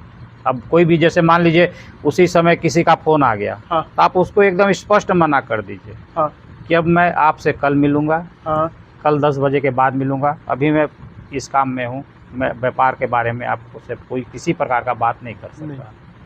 तो ऑटोमेटिक धीरे धीरे सब समझ जाते हैं कि यार इसके पास इतने बजे के बाद आप बात करोगे तो आपसे बात नहीं करेगा व्यापार से संबंधित, तो कोई फिर अपने से करते जाता है उसके साथ। तो एक टाइमिंग निश्चित हो जाएगा कि यार 10 बजे से लेके 8 बजे तक बंदा मिलेगा, उसी समय आपको जो भी व्यापार करना है उससे बात करना है तो व्यापार करो, नहीं तो फिर 8 बजे के बाद ये अपना समय नहीं दे पाएगा। लेकिन एक टाइम जोन जो है, टाइम, और वो हर व्यापारी को निश्चित करना चाहिए अपना टाइमिंग, व्यापार के लिए भी और परिवार के लिए भी। तभी सुखी जीवन जी पाएगा। हाँ, तभी सुखी जीवन जी सकता है। अन्यथा हमारे व्यापार में आज भी बहुत से ऐसे घर हैं जिनको नहीं मालूम है कि मेरा बच्चा किस क्लास में पढ़ता है। बिल्कुल सही कह रहे हैं, ये बात है। और क्या करता है, कहाँ से आ रहा है, क्या जा रहा है, नहीं कोई जानकारी। एक वक्त का खाना, चाहे सुबह का, चाहे दोपहर का, चाहे शाम का, सभी को व्यापार में आपस में मिलकर एक वक्त का खाना पूरे परिवार को मिलके जरूर खाना चाहिए, जितने भी सदस्य हैं परिवार। तो उससे क्या, किसी को क्या तकलीफ़ है, किसको दुख है, किसको सुख है, कोई बोलना कुछ चाहता हो तो ऑटोमेटिक उस समय बातें निकलती हैं और पता चल जाता है। ये नहीं कि अपना व्यापार से आए, खाना खाया, अकेले जाके सो गए, सुबह फिर उठे, फिर अपना व्यापार में चले गए, ना बच्चे से मिले सुबह, ना शाम को मिले, तो कहाँ से आपस में माने जुड़ाव बेटी का बाप से, बाप का बेटी से, बेटी का माने बेटा से, बेटा का बाप से कहाँ से जुड़ा हो पाएगा। जब आपस में आप दोनों की बातें आदान प्रदान होंगी तो अपने आप सामंजस्य स्थापित होगा। बिल्कुल सही कह रहे हैं। अच्छा चाचा जी, अगर व्यापार के बारे में देख लिया जाए तो ब्रांड बनाना कितना ज़रूरी है कि ब्रांड बनाकर ब्रांडिंग किया जाए? देखिए, ब्रांडिंग का तो महत्व है जी। जब मैं 2007, 8, 9 में हाँ बहुत ज़्यादा चना निकलता था, हाँ। तो मैंने एक उसमें ब्रांड बना दिया था, कमल ब्रांड, कमल अच्छा। छाप चना। हाँ। तो कोई भी पूछता है, कलश ब्रांड, सॉरी कमल नहीं, कलश ब्रांड। अच्छा। तो आज भी पूछते हैं यार कलश चना है क्या। हाँ। 2005-6 की बातें आज भी पूछते हैं, आज भी पूछते हैं कि वो ब्रांड का चना है क्या। हाँ। तो उनको बताना पड़ता है कि अब पैदावार हमारे छत्तीसगढ़ में 0 हो चुका है इस माल का, तो कलश अब ब्रांड बंद हो गया। माने नहीं बना पा रहा, आज भी मानते हैं। और ब्रांडिंग से क्या होता है, आपको ज़्यादा समझाने का ज़रूरत नहीं है। मान लीजिए छत्तीसगढ़ से या कहीं से भी, मान लीजिए बिलासपुर से, रायपुर से, कहीं से भी आ रहा है। हाँ। जब किसी भी ग्राहक के दिमाग में ये बैठ जाएगा कि इस ब्रांड का माल अच्छा होता है, तो आपको प्रीमियम, कहने का मतलब कोई माल मान लीजिए फलाना ब्रांड 20 रुपये किलो है, तो आप अपने ब्रांड को 21 रुपये किलो में ही बेच सकते हैं। तो जो 1 रुपये किलो प्रीमियम मिला ना, वो आपका एक्स्ट्रा बेनिफिट है, वो ब्रांड की वजह से, ब्रांड का। तो वो ब्रांड का बेनिफिट है, गुडविल, ब्रांड का गुडविल है वो। और आप उसको मेंटेन करना पड़ेगा उस ब्रांड को, कि इसमें 19-21 माल नहीं डाल सकते, वो क्वालिटी बना रहना चाहिए, तब तो ब्रांड का महत्व है। ब्रांड का महत्व। हाँ, और उस ब्रांड के नाम से बढ़ते जाएगा, और वो ब्रांड जब स्टेबल हो जाएगा तो फिर तो कुछ कहना ही नहीं है। फिर तो आपका देख रहे हैं, नहीं देख रहे हैं, ब्रांड मेंटेन है, तो आपका माल बिकना है। ब्रांड का तो बहुत महत्व है। अभी आप ब्रांड पर कितना ध्यान दे रहे हैं? अभी तो हम लोग ब्रांडिंग तो करते नहीं हैं। नहीं करते हैं? नहीं, बस माल आ रहा है, बन रहा है, बिक रहा है, जा रहा है। बस ये है कि यहाँ का अंबिकापुर गोपाल दाल मिल का चना दाल ये भाव है, फलाना जगह से चना दाल ये भाव है, अपन ये बता देते हैं। अच्छा। हम भी बाहर से भी मंगा के बेचते हैं। हाँ। अपना माल ये भाव है, ये माल ये भाव, प्रोसीजर है, इसलिए यहाँ का नाम जरूरी है। हाँ, कि भी अपना माल ये भाव है, ये है। तो उनको दिमाग में रहता है कि हाँ, इनका इस प्रकार का मालें बनती हैं, जैसे ये भाव है। ठीक। अच्छा, अभी के टाइम पर देखा जाए तो दाल मिल शुरुआत करने के लिए कितनी लागत लग सकती है? वो तो लगाने वाले के ऊपर है जी। आप 1 करोड़ लगाओ, 2 करोड़ लगाओ, 5 करोड़ लगाओ जी, 50 लाख लगाओ, वो तो आपके ऊपर है। अगर छोटी स्तर पर शुरुआत करें। हाँ, बहुत ज़्यादा छोटे स्तर पे शुरुआत नहीं कर सकते हैं। हाँ, आजकल लागत ज़्यादा लगने लगा। जी, आजकल तो ज़मीन भी महंगी हो गई। हाँ। पहले ज़मीन खोजो, फिर शेड बनवाओ, शेड भी आजकल हर चीज़ महंगी हो गई है पहले के अपेक्षा। रुपए का भी अवमूल्यन हो गया है। सही कह रहे हैं। तो उससे भी थोड़ा सा वो हो गया है। कितना जगह की ज़रूरत पड़ सकती है? जगह तो आप 25 डिसमिल में भी बना सकते हैं दाल मिल को, तो 25 डिसमिल, 30 डिसमिल में, 50 डिसमिल में, फिर आपका जितना कैपेसिटी है उस हिसाब से आप बना सकते हैं। आजकल तो मशीनें बहुत ही अच्छी आ गई हैं, बहुत छोटे जगह में बहुत अच्छा मशीन लग जा रही हैं। अच्छा। छोटी जगह में। पहले तो एकदम बड़ी मशीनें लगती थी। हाँ। अब तो वही मशीन छोटी हो गई हैं, और प्रोडक्शन भी अच्छा दे रही हैं, क्वालिटी भी अच्छा बना रही हैं। सब चीज़ को देखते हुए मशीन बनाने वाले, जो बता रहा था मैं कि कंपनियां आ गई हैं, तो सब चीज़ को ध्यान में रखते हुए बना रही हैं। सेटअप भी कंपनियां आके कर देती हैं। हाँ, लेकिन ये है कि पहले से पावर ज़्यादा लगने लग गया। अच्छा। पहले पावर कम लगता था। हाँ। अब पावर ज़्यादा लगने लग गया। बिजली की खपत कुछ बढ़ी है। तो बिजली की व्यवस्था के लिए क्या करना पड़ता है? ट्रांसफार्मर वगैरह? ट्रांसफार्मर लगवाना पड़ता है। आपका पर्सनल ट्रांसफार्मर बिजली विभाग दे देगी, उसका जो भी खर्च आता है वो पैसा करवा लेते हैं। चलते अपर डपर लाइन होता है, कभी ट्रांसफार्मर ही जल गया, आजकल बिजली विभाग भी तत्काल उसको रिप्लेस कर देती है, और उसको तुरंत जो भी उनका सरकारी सिस्टम रहता है उतना पैसा पटवा के तुरंत ध्यान देती हैं। आजकल उद्योग वालों को तो तुरंत माने हाँ, उसको चेंज करती हैं। तो उद्योग वाला में देखा जाए तो बिजली बिल की कुछ राहत छूट, नहीं, ऐसा कुछ नहीं, ऐसा कुछ गवर्नमेंट नहीं है। की तरफ से कुछ नहीं बात है। छूट नहीं। जो नॉर्मल बिजली बिल होती है उससे ज़्यादा आती जी। है, फिर वही रहती है कीमत में यूनिट लगभग लगभग वही रहता वही है। रहता है। हाँ। ठीक ठीक। और इन सब के बाद अगर देखा जाए चाचा जी, तो दाल मिल से कितना कमाया जा सकता है? वो तो आपके ऊपर है, आप कितना मेहनत करते हैं, जी। कितना मेहनत करते हैं, हाँ। कहाँ से माल खरीदी करते हैं। माल खरीदी मेन है इसमें, ठीक समय में खरीदी हो गया, ठीक भाव चल रहा है उस समय खरीदी हो गया, जी। वो तो आपके ऊपर है। मेहनत आपको करना पड़ेगा, जितना आप मेहनत करेंगे, कोई भी क्षेत्र हो, कोई भी क्षेत्र हो, जितना मेहनत आप करेंगे उतना रंग आता हाँ, जाएगा। उतना आपको फल मिलेगा ही। बिल्कुल। ठीक ठीक। और फिर दूसरा लोकल इंडस्ट्री में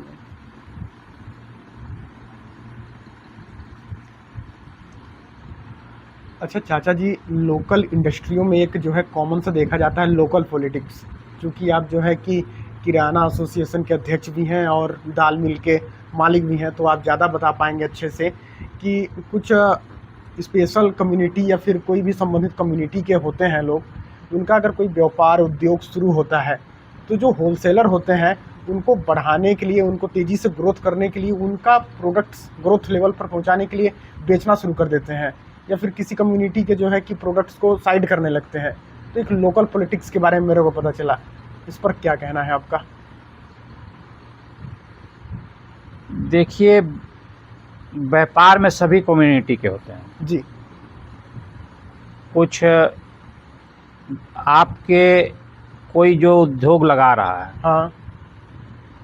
उसका पकड़ गुडविल मार्केट में कितना है, वो किस प्रकार का इंसान है, जी। तो उससे व्यापारी वर्ग उससे जुड़ते हैं हाँ। और उसका हेल्प करते हैं कि नहीं यार, मेरे को ये 50 पैसा महंगा भी देगा, 1 रुपये महंगा भी देगा, तो मेरे को हाँ। इसी का माल बेचना है, इसी का माल बेचना है। बाहर से नहीं मंगाना है। और बहुत से लोग ऐसे रहेंगे कि ये फ्री में भी देगा तो हम इससे माल नहीं लेंगे, हम बाहर से नहीं मंगाएंगे। तो जो उद्योग लगा रहा है हाँ। वो किस प्रकार का इंसान है, उसका गुडविल कैसा है मार्केट में, वो अपना व्यवहार कैसा जमा के रखा हुआ है, हाँ। उस पर निर्भर करता है। इसमें कोई लोग पॉलिटिक्स किसी प्रकार का नहीं है। बहुत से जगह है, हाँ। बहुत से जगह में है कि यार अपने कुछ लोगों को बोल देंगे कि इसका माल नहीं बेचना है। हाँ। बहुत से जगह में है। हाँ, हाँ, अब बहुत से जगह में ऐसा भी बोल देंगे नहीं यार, इसको अपने को ऊपर उठाना है, हाँ। और ये बहुत अच्छा लड़का है, मेहनत कर रहा है, इसको नीचे नहीं जाने देना, और इसका माल अपने को बेचना है। भले अपन अभी साल 2 साल इससे प्रॉफिट नहीं कमाएंगे, लेकिन आगे चल कर ये प्रॉफिट आपको देगा। हाँ। तो उस हिसाब से भी काम करते हैं लोग बात। इसको लोकल पॉलिटिक्स नहीं कहा जा सकता। नहीं, लोकल पॉलिटिक्स नहीं कहा जा सकता है। जी, लोकल पॉलिटिक्स नहीं कहा जा सकता। मतलब एक दूसरे का साथ सपोर्ट, हाँ, सपोर्ट, हाँ, है ना। हाँ, वो आपके व्यवहार के ऊपर निर्भर व्यवहार के ऊपर। करेगा कि आप कितने व्यवहारिक है, कितने क्या है, उसके ऊपर निर्भर करेगा। बिल्कुल जी। और अच्छा चाचा जी, आज के टाइम पर देखा जाए तो व्यापार में उधारी देना कितना खतरनाक हो सकता है? आजकल तो उधार देने के बाद लोग बात भूल जाते हैं, और बिना उधार के व्यापार भी नहीं चल सकता। बिल्कुल। तो जिसके बारे में आप जानते हैं, जो हाँ। आपसे रेगुलर जुड़ा हुआ है, उसको एक सीमा तक हाँ। आप उन्हें उधार दीजिए। एक बार दीजिए, वो पेमेंट आ जा रहा है तो उसके बाद दूसरा दीजिए, फिर वो पेमेंट आ जा रहा है तो फिर तीसरा दीजिए। बहुत ज़्यादा उधार आजकल समय नहीं है। और आजकल तो क्या होता है, हाँ। यूट्यूब या गूगल में से आपका निकालेंगे गोपाल दाल मिल, हाँ। फलाना नंबर है, हाँ। फ़ोन आएगा, हमने आपका गूगल में नंबर देखा, हाँ। हमको 1 गाड़ी माल चाहिए, हाँ। आप माल भेज दीजिए। आप अगर ऐसे चक्कर में फंस जाते हैं हाँ। तो आपका पेमेंट डूब जाएगा। डूब जाएगा, फ्रॉड है सब। फ्रॉड है, हाँ, फ्रॉड बहुत ज़्यादा होने लग गया है। आप जिसको जानते हैं उसी से व्यापार करिए, या पेमेंट पहले ले लीजिए, तब व्यापार, तब उसको माल दीजिए, तभी आप कर पाएंगे, अन्यथा आप फ्रॉड में फंस जाएंगे। और बहुत सी जगह मैं भी देखा हूँ, हाँ। कंपनी तो खोल लेते हैं, हाँ। लेकिन एक्चुअल में वहाँ रहती नहीं है वो अच्छा। कंपनी। व्यापार करने वाले व्यापारी है नहीं वहाँ। आपने जैसे उनको एडवांस पेमेंट दे दिया, हाँ। तो वहाँ से माल आएगा कि नहीं ये भी कोई गारंटी नहीं है। अच्छा। तो दोनों चीज़, लेने वाले को भी हाँ। और देने वाले को भी सर्वे करके ही व्यापार करना चाहिए। एडवांस आप दे दिए तो कोई ज़रूरी नहीं है कि आपके पास माल आ जाए, हाँ। और हमने बिना एडवांस लिए माल दे दिया तो उसका पेमेंट आ जाए, ये भी ज़रूरी नहीं है। जरूरी नहीं है। तो जांच पड़ताल बहुत जांच जरूरी है। पड़ताल अब जो है जांच पड़ताल करना बहुत ज़रूरी है। जहाँ से फ़ोन आ रहा है वहाँ से आप 2-4 व्यापारियों से मिलिए, वो सही है कि नहीं है, हाँ। तब उसके साथ व्यापार करिए। आपको समझ में नहीं आ रहा है तो अन्यथा व्यापार मत करिए। ये सब लालच देकर हाँ, भी- लालच दे, हाँ। लालच। हाँ, आजकल क्या स्कीम चला लेती हैं, हाँ। सस्ता। दूसरे जगह से आ रहा है 50 रुपये किलो, हाँ। वही बोलेगा मैं आपको 45 रुपये किलो दे दूंगा। हाँ। 5 रुपये किलो का गैप हो गया, उतना में व्यापार कर लेगा सामने वाला। लालच तो दे दिया, लेकिन आपने उसको पेमेंट भी कर दिया। पता हाँ। चल रहा है कि वो 45 रुपये किलो में जिससे आपने खरीदा हाँ। वो आपको माल ही नहीं दे रहा है, साल 6 महीना 2 साल, और क्योंकि उसके पास तो माल ही नहीं है और ना कोई कंपनी है। खोजने गया तो आदमी भी नहीं मिला। आदमी भी नहीं मिला। आप फ्रॉड में फंस जाएंगे। इसलिए लालच इस समय करना व्यापार में बहुत ही बहुत बेकार हो गया। आप कहीं भी फंस सकते हैं। और चाचा जी, आज के समय पर देखा जाए तो व्यापारीगण है, उनमें सबसे बड़ी समस्या क्या आ रही है? इस सबसे बड़ी समस्या तो आजकल यही जो बताया, उधार वाला। उधार हाँ। कम करो, उधार का व्यापार कम से कम करो। जी। बाकी कुछ गवर्नमेंट्स के लेकर भी समस्याएं उत्पन्न हो रही हैं, जी। तो उसको ऑफिसरों से आपस में उनसे मीटिंग करो, बातचीत करो, तो उससे भी समस्या सुलझे रही है। हाँ। और एक चीज़ मैं कहना चाहूँगा, हाँ। आज के डेट में चाहे वो कोई भी सरकार बने, जी। किसी की भी सरकार बने, हाँ। जो इन लोग कमेंट्स कर देते हैं कि हमारी सरकार आएगी तो हम हाँ। इतना चीज़ें फ्री देंगे, हाँ। महतारी बंधन योजना में ये देंगे, हाँ। फलाना चीज़ में ये देंगे, हाँ। तो इन लोग घोषणा तो कर देती हैं और उसको अमल में भी लाना है। जी। मान लीजिए धान हम इतना रुपए किलो खरीदेंगे, लेकिन उसको वहन करने के लिए, खरीदने के लिए, और महतारी बंधन योजना में, फलाना योजना में देने के लिए वो पैसा लाएंगी कहाँ से? वो पैसा लाती हैं मान लीजिए आपका रेवेन्यू के माध्यम से, हाँ। या फिर ये जो अपने छत्तीसगढ़ में मान लीजिए रॉयल्टी के माध्यम से। बाकी जो पैसा बच गया, हाँ। वो वहाँ के छत्तीसगढ़ में, जैसे मान लीजिए कोई योजना लाए तो योजना का पैसा पूरा नहीं हो रहा, तो छत्तीसगढ़ के व्यापारियों के ऊपर भार पड़ रहा है। अच्छा अच्छा। कोई भी चीज़ मान लीजिए कानून बना दिए, हाँ। और उसमें एक छोटा सा भी लाइसेंस का स्थिति डाल दिए, हाँ। तो उस लाइसेंस, जबकि उसकी आवश्यकता नहीं है उस लाइसेंस की, हाँ।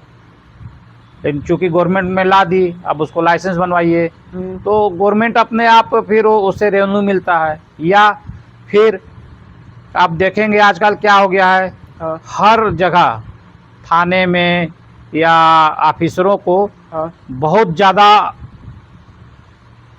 टार्चर कर दिए गए हैं ऑफिसरों को, हाँ।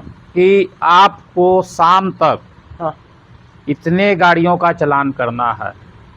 जीएसटी विभाग को टारगेट कर दें कि आपको शाम तक इतने गाड़ियों पे कार्रवाई करनी है। अच्छा।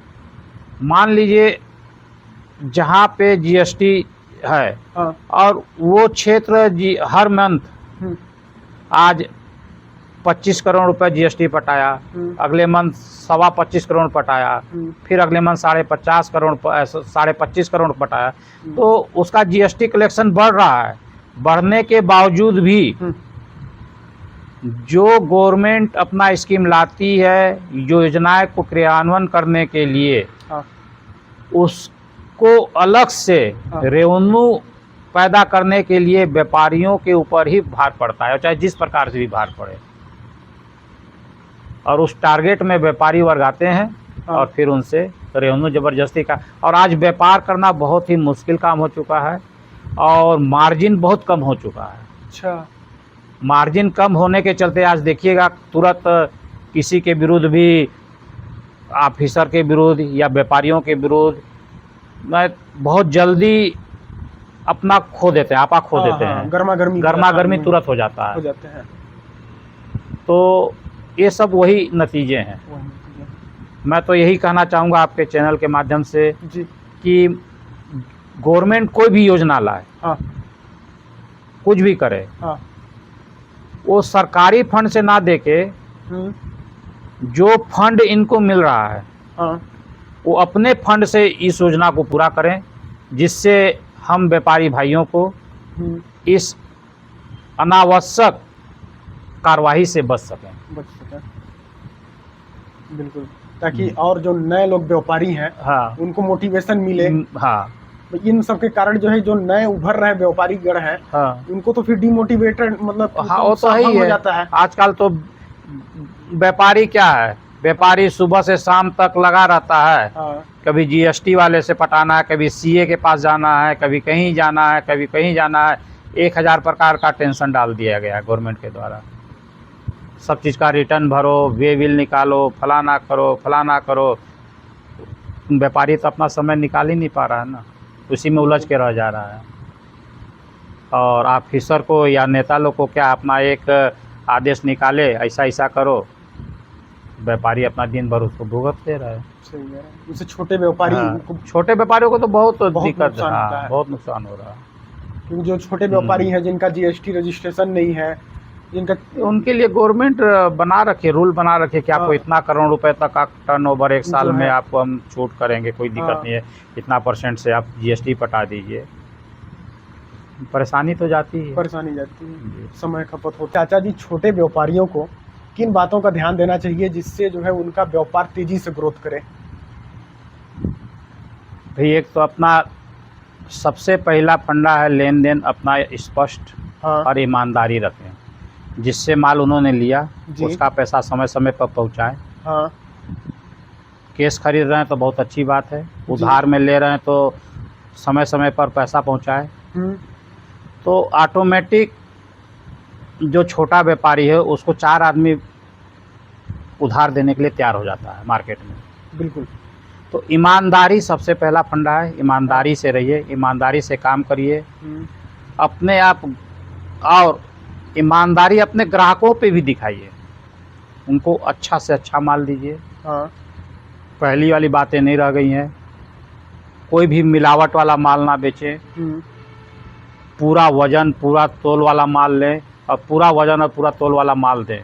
किसी प्रकार की समस्याएं आती है तो ग्राहक को बात को शेयर भी करें कि देखो भैया हम ये चीज़ें हैं, इतना वजन का हम आपको दे रहे हैं और ये माल दे रहे हैं, आप फलाना जो रेट बता रहे हैं वो एक तो इसका वजन कम है और उसकी क्वालिटी भी उन्हीं से। तो ग्राहक भी जब वो संतुष्ट हो जाएगा तो ऑटोमेटिक है कि आपका ग्राहक बन जाएगा। और ग्राहक के साथ किसी प्रकार का भी 0.1% भी बेईमानी नहीं करना है आपको, चीटिंग एकदम नहीं करना है। विश्वास, जब ग्राहक का विश्वास आपके प्रति जम जाएगा तो आप अपने आप ग्रोथ करेंगे। बिल्कुल। अच्छा, ये आज के टाइम पर एक कॉमन सबसे बड़ी समस्या मैं देख रहा हूँ चेक बाउंस का। ग्राहकों के द्वारा जो है चेक दिया जाता है, बाउंस हो जाता है, अकाउंट में पैसा ही नहीं रहते हैं। इस पर क्या कहेंगे? तो वही बेईमानी वाली बात है ना, चिट फंड। आजकल क्या करते हैं बीच में, और आपको मैं एक बात बता दूं जी, प्राइवेट बैंक में जाएंगे, तत्काल खाता खुलेगा और तत्काल आपको चेक मिल जाएगा। अच्छा, तत्काल खाता खुला, तत्काल चेक मिल गया। उस खाते में 10,000 है कि नहीं है वो नहीं, मतलब आपने चेक तुरंत मिल गया।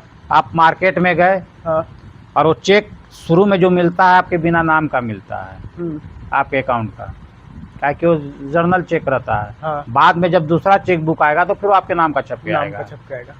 उस समय क्या करते हैं, बहुत से लोग माल लेते हैं, 1 लाख का माल लिए, 50,000 का माल लिए, 2 लाख का लिए, पूरा मार्केट से माल सकेल लिए, शाम को पिकअप में डलवाए, सबको चेक देके अपना चल दिए। सामने वाला व्यापारी तो समझा शुरू में हाँ। यार अच्छा है, अपना आया, पेमेंट दिया, चला गया। जब बैंक में गया तो पता चल रहा है पैसा ही नहीं है बैंक में। हाँ। तो जो भी नया खाता धारक आए जिसमें नाम ना हो चेक में, हाँ। उस पर एकदम सतर्कता बरतें। आपको कोई चेक दे रहा है, हाँ। बेहिचक उस बैंक में आप फ़ोन लगा के पूछ सकते हैं। हाँ। भले वो बैंक वाला नहीं बताएगा कि आपके पास बैलेंस है कि नहीं है, लेकिन हमारे पास से चेक आया है, ये आपके बैंक का है कि नहीं, खाता सही है कि नहीं, पूरा जानकारी ले लें, उसके बाद ही माल दें। तीसरी बात, चेक से कम उसी व्यक्ति का चेक लें जो आपके पास हमेशा रेगुलर जो काम कर रहा है। आप अनजान व्यक्ति से चेक लेके काम ना करें, धोखाधड़ी होने की बहुत ज़्यादा संभावना रहती है। बिल्कुल। चाचा जी, व्यापार संघ जो है व्यापारियों के लिए वास्तव में क्या करता है? देखिए, हर क्षेत्र में जी। हर जगह हाँ। हर प्रकार के व्यापारी हैं जी। और अपना अपना व्यापार संघ आज के डेट में बनाना बहुत ही ज़रूरी है। आप क्या नहीं बोलते हैं, आप अगर मुट्ठी बोझ लेंगे हाँ। तो मुक्का बन जाता है, इससे मारेंगे तो उसको दर्द होगा। हाँ। लेकिन एक उंगली से कुछ नहीं कर नहीं सकता। कर सकता। जब आप संगठित हो जाएंगे, हाँ। तो अपनी बातें, चाहे वो मान लीजिए बाहर के व्यापारी के साथ कोई घटना घटी, हाँ। या आपके अंदर के व्यापारी के साथ कोई घटना घटी, तो उसका तत्काल निराकरण हो सकता है। या कहीं कोई ऑफिसर या कोई नेतागण या कोई गुंडा मवाली आपको तंग कर रहा है, हाँ। तो आप उसके विरुद्ध एकजुट हो जाएंगे, तो आप उसके विरुद्ध आवाज़ उठा सकते हैं। ये नहीं कि व्यापारी हो तो कोई भी कुछ भी बोल के चला जाएगा, ऐसा नहीं। इसलिए संगठित होना बहुत ज़रूरी है, और जब आप संगठित होंगे तो आपके ऊपर किसी प्रकार की अनावश्यक दबाव नहीं आएगा। बाकी तो व्यापारी है भाई, व्यापारी के ऊपर 100 प्रकार के दबाव आते रहते हैं, लेकिन अनावश्यक प्रेशर नहीं आएगा। अनावश्यक प्रेशर। हाँ। या कोई भी ऑफिसर या कोई भी व्यक्ति या कोई भी कुछ माने आपको ज़बरदस्ती का परेशान नहीं कर सकता, क्योंकि आप संगठित होंगे, आप अपने एसोसिएशन में उस बात को रखेंगे, एसोसिएशन आपके साथ आपको लेके वहाँ जाएगा, उसका निदान करेगा। और आप अकेले रहेंगे तो आप अकेले लड़ते भिड़ते रहिए, कुछ नहीं होना है। हाँ। मतलब कि व्यापार संघ बहुत अच्छा काम बहुत कर रहा है। बहुत बहुत बहुत ज़रूरी है। बिल्कुल। हाँ, बहुत ज़रूरी है आज के डेट में।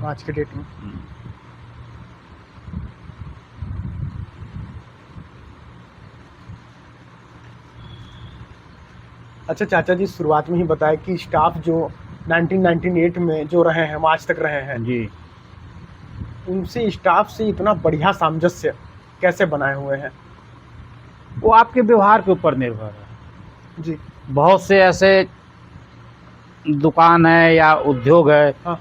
एक दिन आते हैं, दूसरे दिन चल जाते हैं, फिर तीसरे दिन आते हैं, चौथे दिन चल जाते हैं। हाँ। आप उनसे अपने घर जैसा व्यवहार रखिए। जी। अगला सामने वाला कुछ बोल रहा था, आप उनका सुनिए, समझिए, फिर बताइए कि हाँ नहीं ऐसा नहीं, ऐसा करिए। हाँ। उनको किसी प्रकार की परेशानी है, मान लीजिए आपके आया कि बाबू मेरे घर में शादी है, हाँ। या आज बीमार है, मेरे को ये ज़रूरत है, तो आप उसको समझ के जो भी आपका मन करता है आप उसका हाँ। उतना हेल्प कर दीजिए, तो सामने वाला आपको रिटर्न दे देगा, रखेगा नहीं। हाँ। और ये सोच के आप दीजिए कि अरे यार नहीं भी दिया तो चलेगा, मेरे पास इतना दिन काम किया है, उसका हम सोच लेंगे बोनस है या कुछ भी है। हाँ। इतना दिन काम किया है, उन्हीं से तो हमारा भी चल रहा है ना पेट। बिल्कुल। अगर आज कोई वर्कर आएगा ही नहीं, कोई काम ही नहीं करेगा, हाँ। तो क्या मतलब हुआ? आप वर्कर को ये मान के चलिए कि आपका वो सहयोगी है, कर्मकार नहीं है, सिर्फ हाँ। कर्मचारी नहीं है, आपको आगे बढ़ाने के लिए वो एक आपका सहयोगी है, और आप उससे किसी ना किसी रूप में उसका सहयोग ले रहे हैं। बिल्कुल। अपने आप को बढ़ाने के लिए। जी। और जब उसके साथ सहयोग की भावना रखेंगे तो आप ऑटोमेटिक है कि वो भी आप जितना प्यार देंगे सामने वाला भी उतना प्यार उतना ही देगा।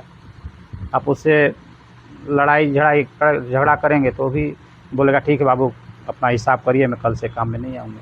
हाँ हाँ, कुछ कर्मचारी ऐसे होते हैं हाँ तो उनको आप स्वयं बोल दीजिए हाथ जोड़ के, भैया कल हाँ। से आप मत आना, आपने जितना दिन तक कमाया है ये इसका हिसाब रखिए, आप जाइए। विवाद करने की कोई आवश्यकता नहीं है बिल्कुल सही कह किसी रहे भी हैं। प्रकार का।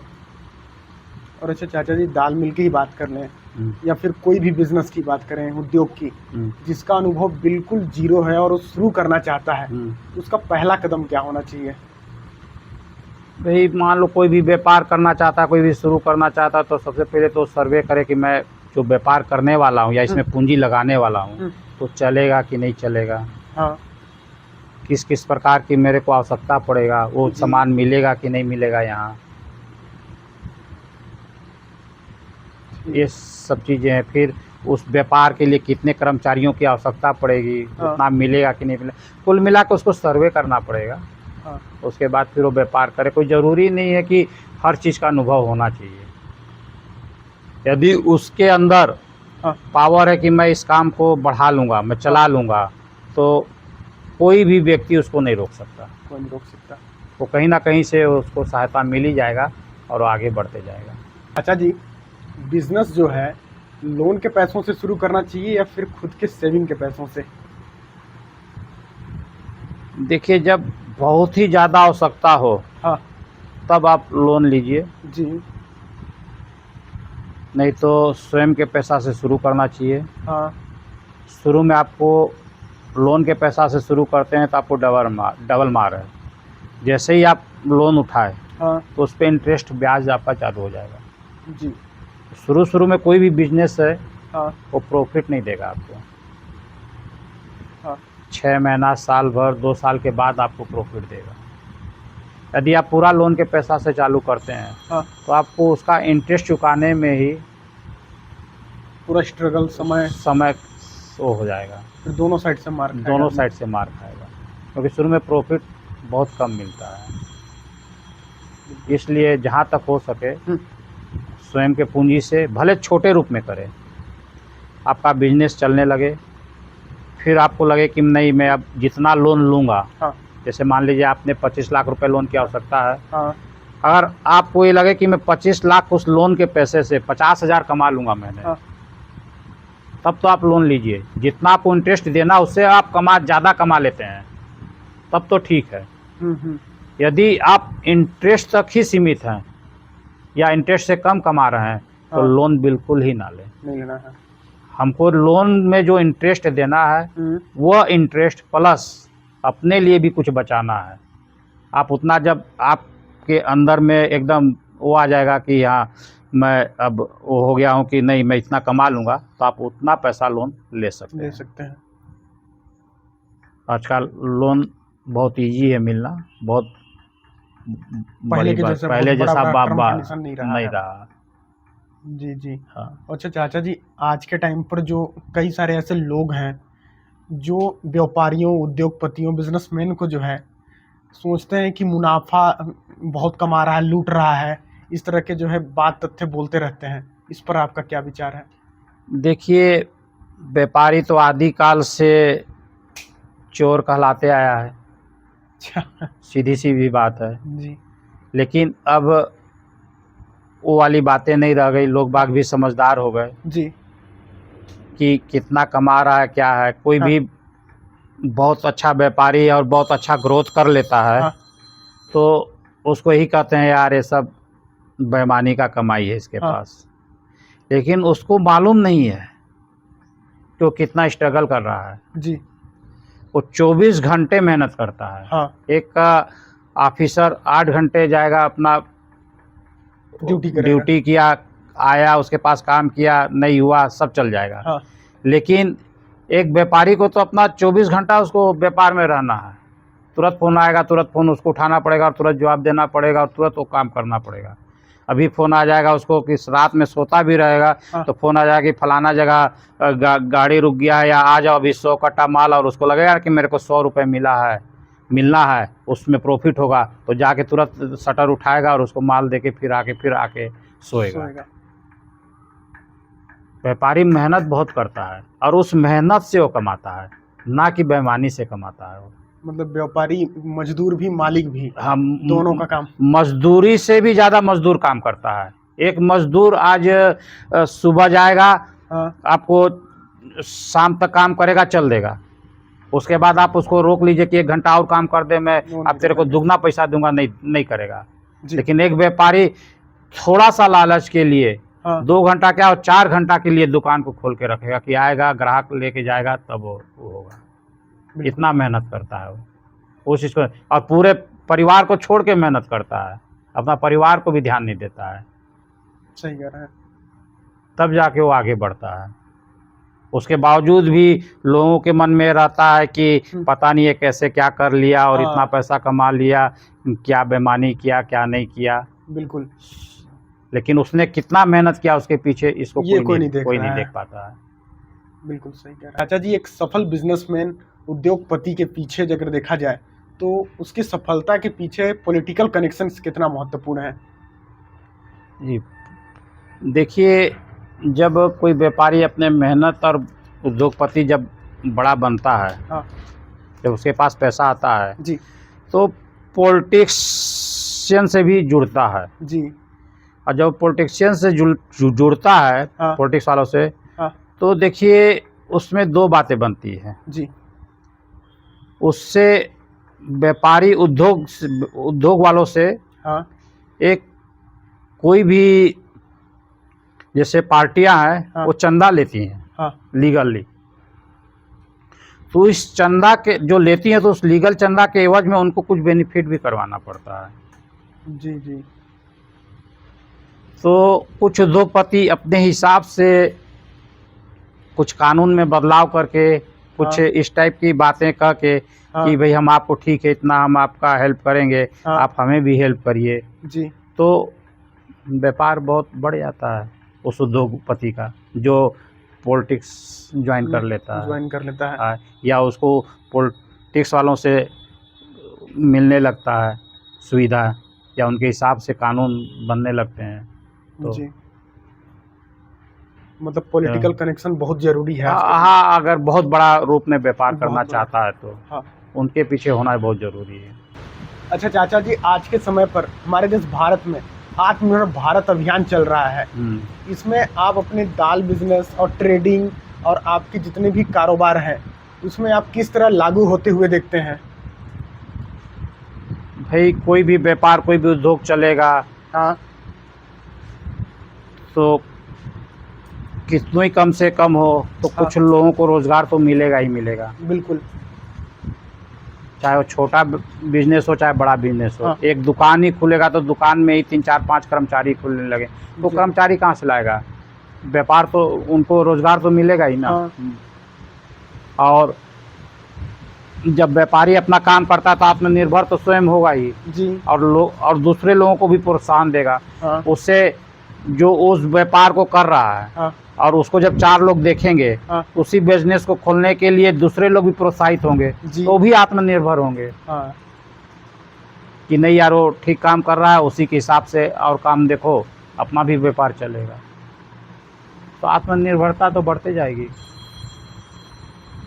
मतलब आज के समय पर देखा जाए तो आप जो है अपने आप को राष्ट्र निर्माण का हिस्सा मानते हैं? जी जरूर मानते हैं जी। ईमानदारी से टैक्स भरते हैं जी, वो टैक्स कहीं ना कहीं किसी ना किसी विकास कार्य में जा रहा है। बिल्कुल, हम एक सहायता कर ही रहे हैं जी। जितने भी व्यापारी हैं सब जहाँ किसी भी क्षेत्र का विकास तभी संभव है जब वहाँ का व्यापार बढ़ेगा।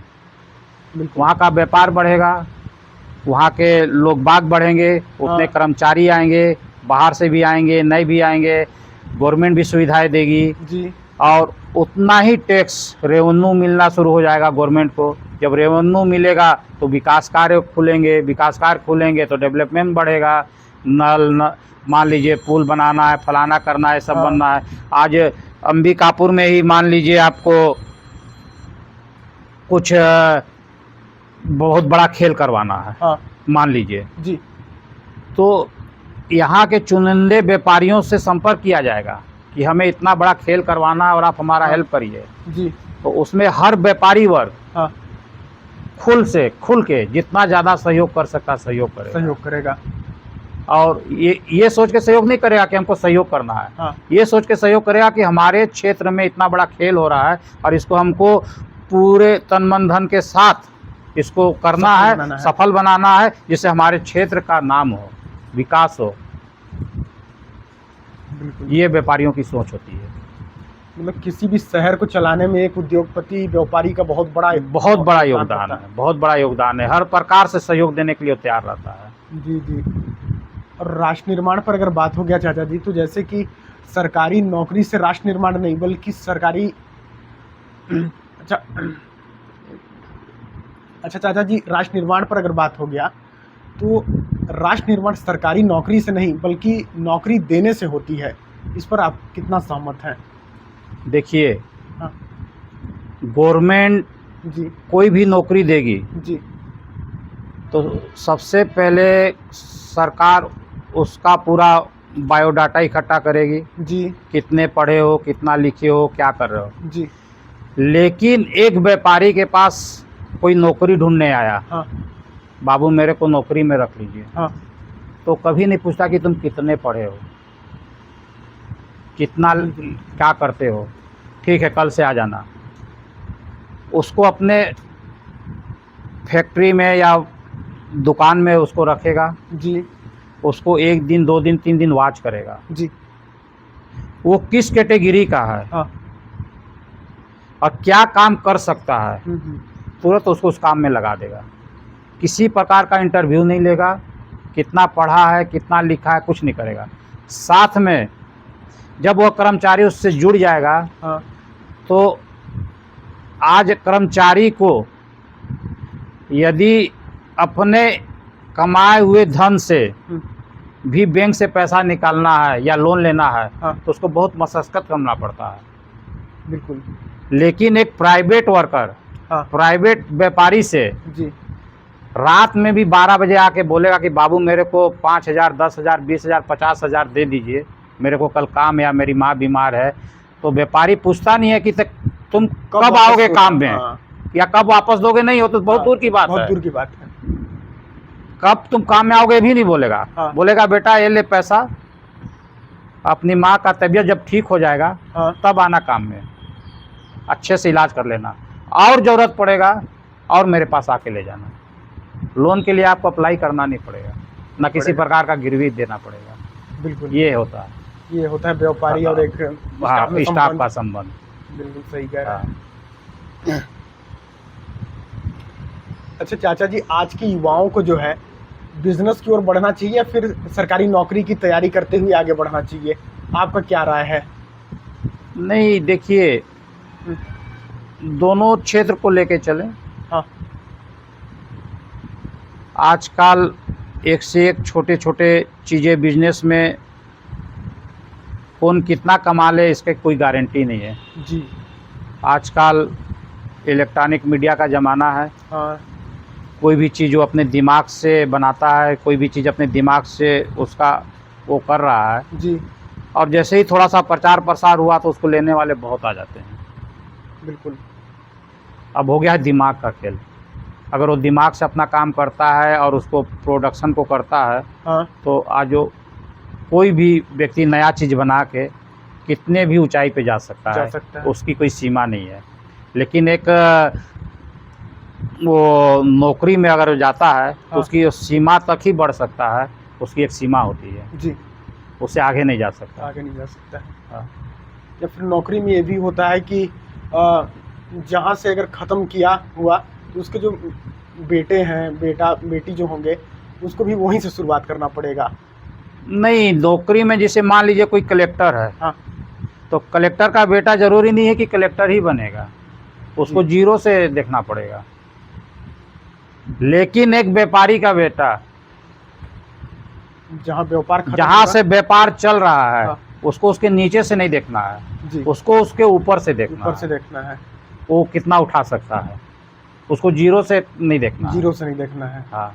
लेकिन एक कर्मचारी का बच्चा, हाँ। उसको जीरो से देखना है, जहाँ से उसके पिताजी शुरू किए थे वहीं से देखना है, बाकी इसकी भी कोई गारंटी नहीं है कि वो उसको गवर्नमेंट जॉब मिल ही जाएगा। मिल जाए।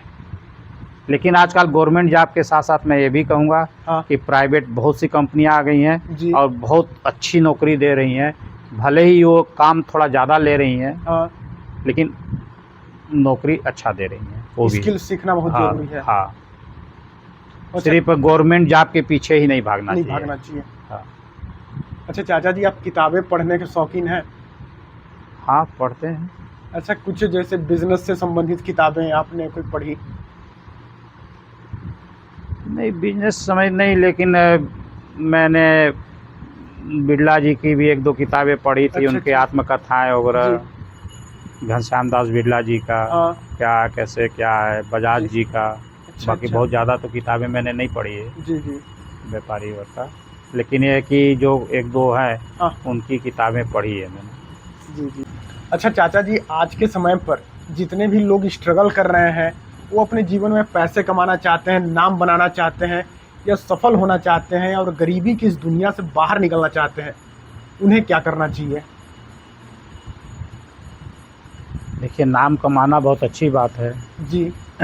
गरीबी बहुत बुरी बात है जी। गरीबी से निकलना चाहिए, लेकिन मैं ये कहूँगा गरीबी से निकलिए जी। लेकिन शॉर्टकट नहीं, अपने लगन और मेहनत से निकलिए। हाँ। ईमानदारी के साथ काम करते जाइए। जी। आप ईमानदारी के साथ काम करेंगे तो आपको 10 लोग सहयोग भी करेंगे। जी। और कभी भी शॉर्टकट मत अपनाइए, बहुत अच्छे ढंग से अपना व्यापार करते रहिए, चलते रहिए, अपने आप आपकी गरीबी दूर हो जाएगी। आप सोचेंगे कि मैं तुरंत आज 6 महीने साल भर में या बहुत ज़्यादा बड़ा आदमी बन जाऊं, हाँ। तो शॉर्टकट या आजकल साधारण भाषा में सट्टा का ही रास्ता जी, जी। अपनाते हैं, जिसका परिणाम बहुत ही भयावह गलत निकलता है। हाँ। क्योंकि जो आपके पास है और शॉर्टकट अपना रहे हैं तो वो भी नहीं रहता है, जीरो हो जाता है। जीरो हो जाता है। और जब अपने मेहनत से आप उसको धीरे धीरे करके उसको प्लस करते जाएंगे, हाँ। तो एक दिन आप गरीबी से दूर निकल जाएंगे। बिल्कुल। हाँ। अच्छा चाचा जी, आप जो है अपने सारे व्यापारी भाई जो हैं, जो ये फिर फर्स्ट जनरेशन जो बिजनेसमैन हैं, बिजनेस ओनर हैं, या फिर जो व्यापार शुरू करना चाहते हैं, जो वीडियोस हमारे दर्शक जो देख रहे हैं हमारे चैनल के माध्यम से, उनको अंतिम सलाह क्या देंगे? कोई भी बिजनेस छोटा या बड़ा नहीं होता है जी। कोई भी बिजनेस आप करें जी। ईमानदारी से करें जी। और पूरा तन्मयता से करें। हाँ। अपना पूरा उसमें 100% फोकस दें। हाँ। बिजनेस के साथ खिलवाड़ ना करें। जी। और बहुत ही शांत सरल स्वभाव दिमाग से काम लें।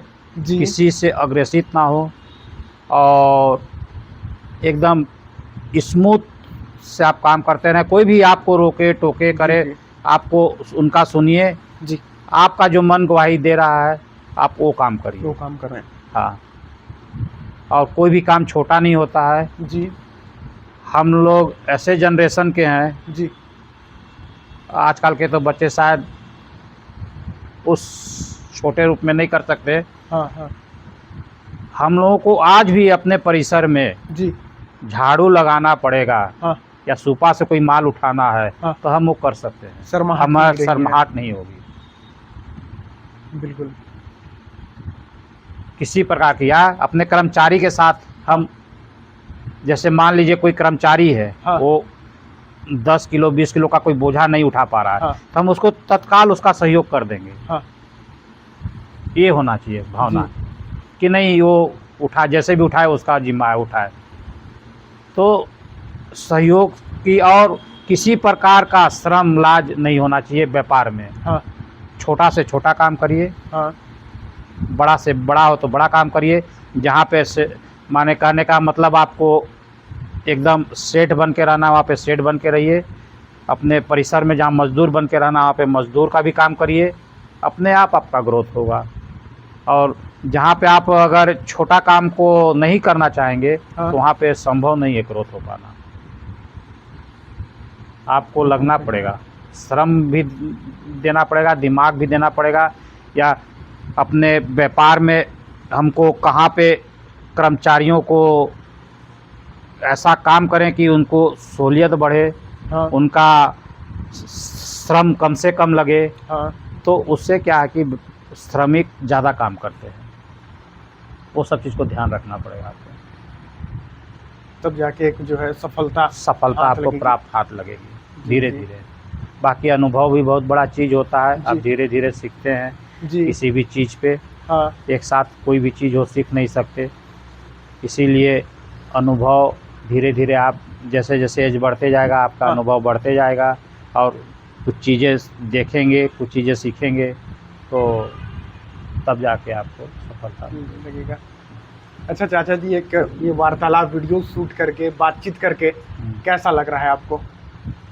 आपसे वार्तालाप करके बहुत जी। अच्छा लगा मेरे को। जी आपने कुछ ऐसी ऐसी बातें पूछी, हाँ हाँ हमने भी बताया जी अपने कि हमने कहाँ से शुरू किया, जी। कब से शुरू किया। जी जी एक अच्छा अपने दोनों भावनाओं आदान प्रदान हुई, बातें चीत हुई, बहुत ही अच्छा अनुकूल समय रहा। जी इसके लिए आपको बहुत बहुत धन्यवाद। बाकी हाँ। चाचा जी इतना बढ़िया बिजनेस, कारोबार और व्यवसाय के बारे में जो आपने साझा किया है अपना अनुभव, वो शायद कहीं नहीं मिल सकता। और जो भी ये वीडियो देख रहा है, देखेगा, उसको इतना जानकारी मिल जाएगा कि वो एक बिज़नेस की शुरुआत करके सफल बनाने के लिए बहुत महत्वपूर्ण होगी। तो इसके लिए मैं और हमारे पूरे दर्शक सदैव आप आभारी रहेंगे। बाकी बहुत बहुत धन्यवाद। धन्यवाद बाकी आपको संबंध भी।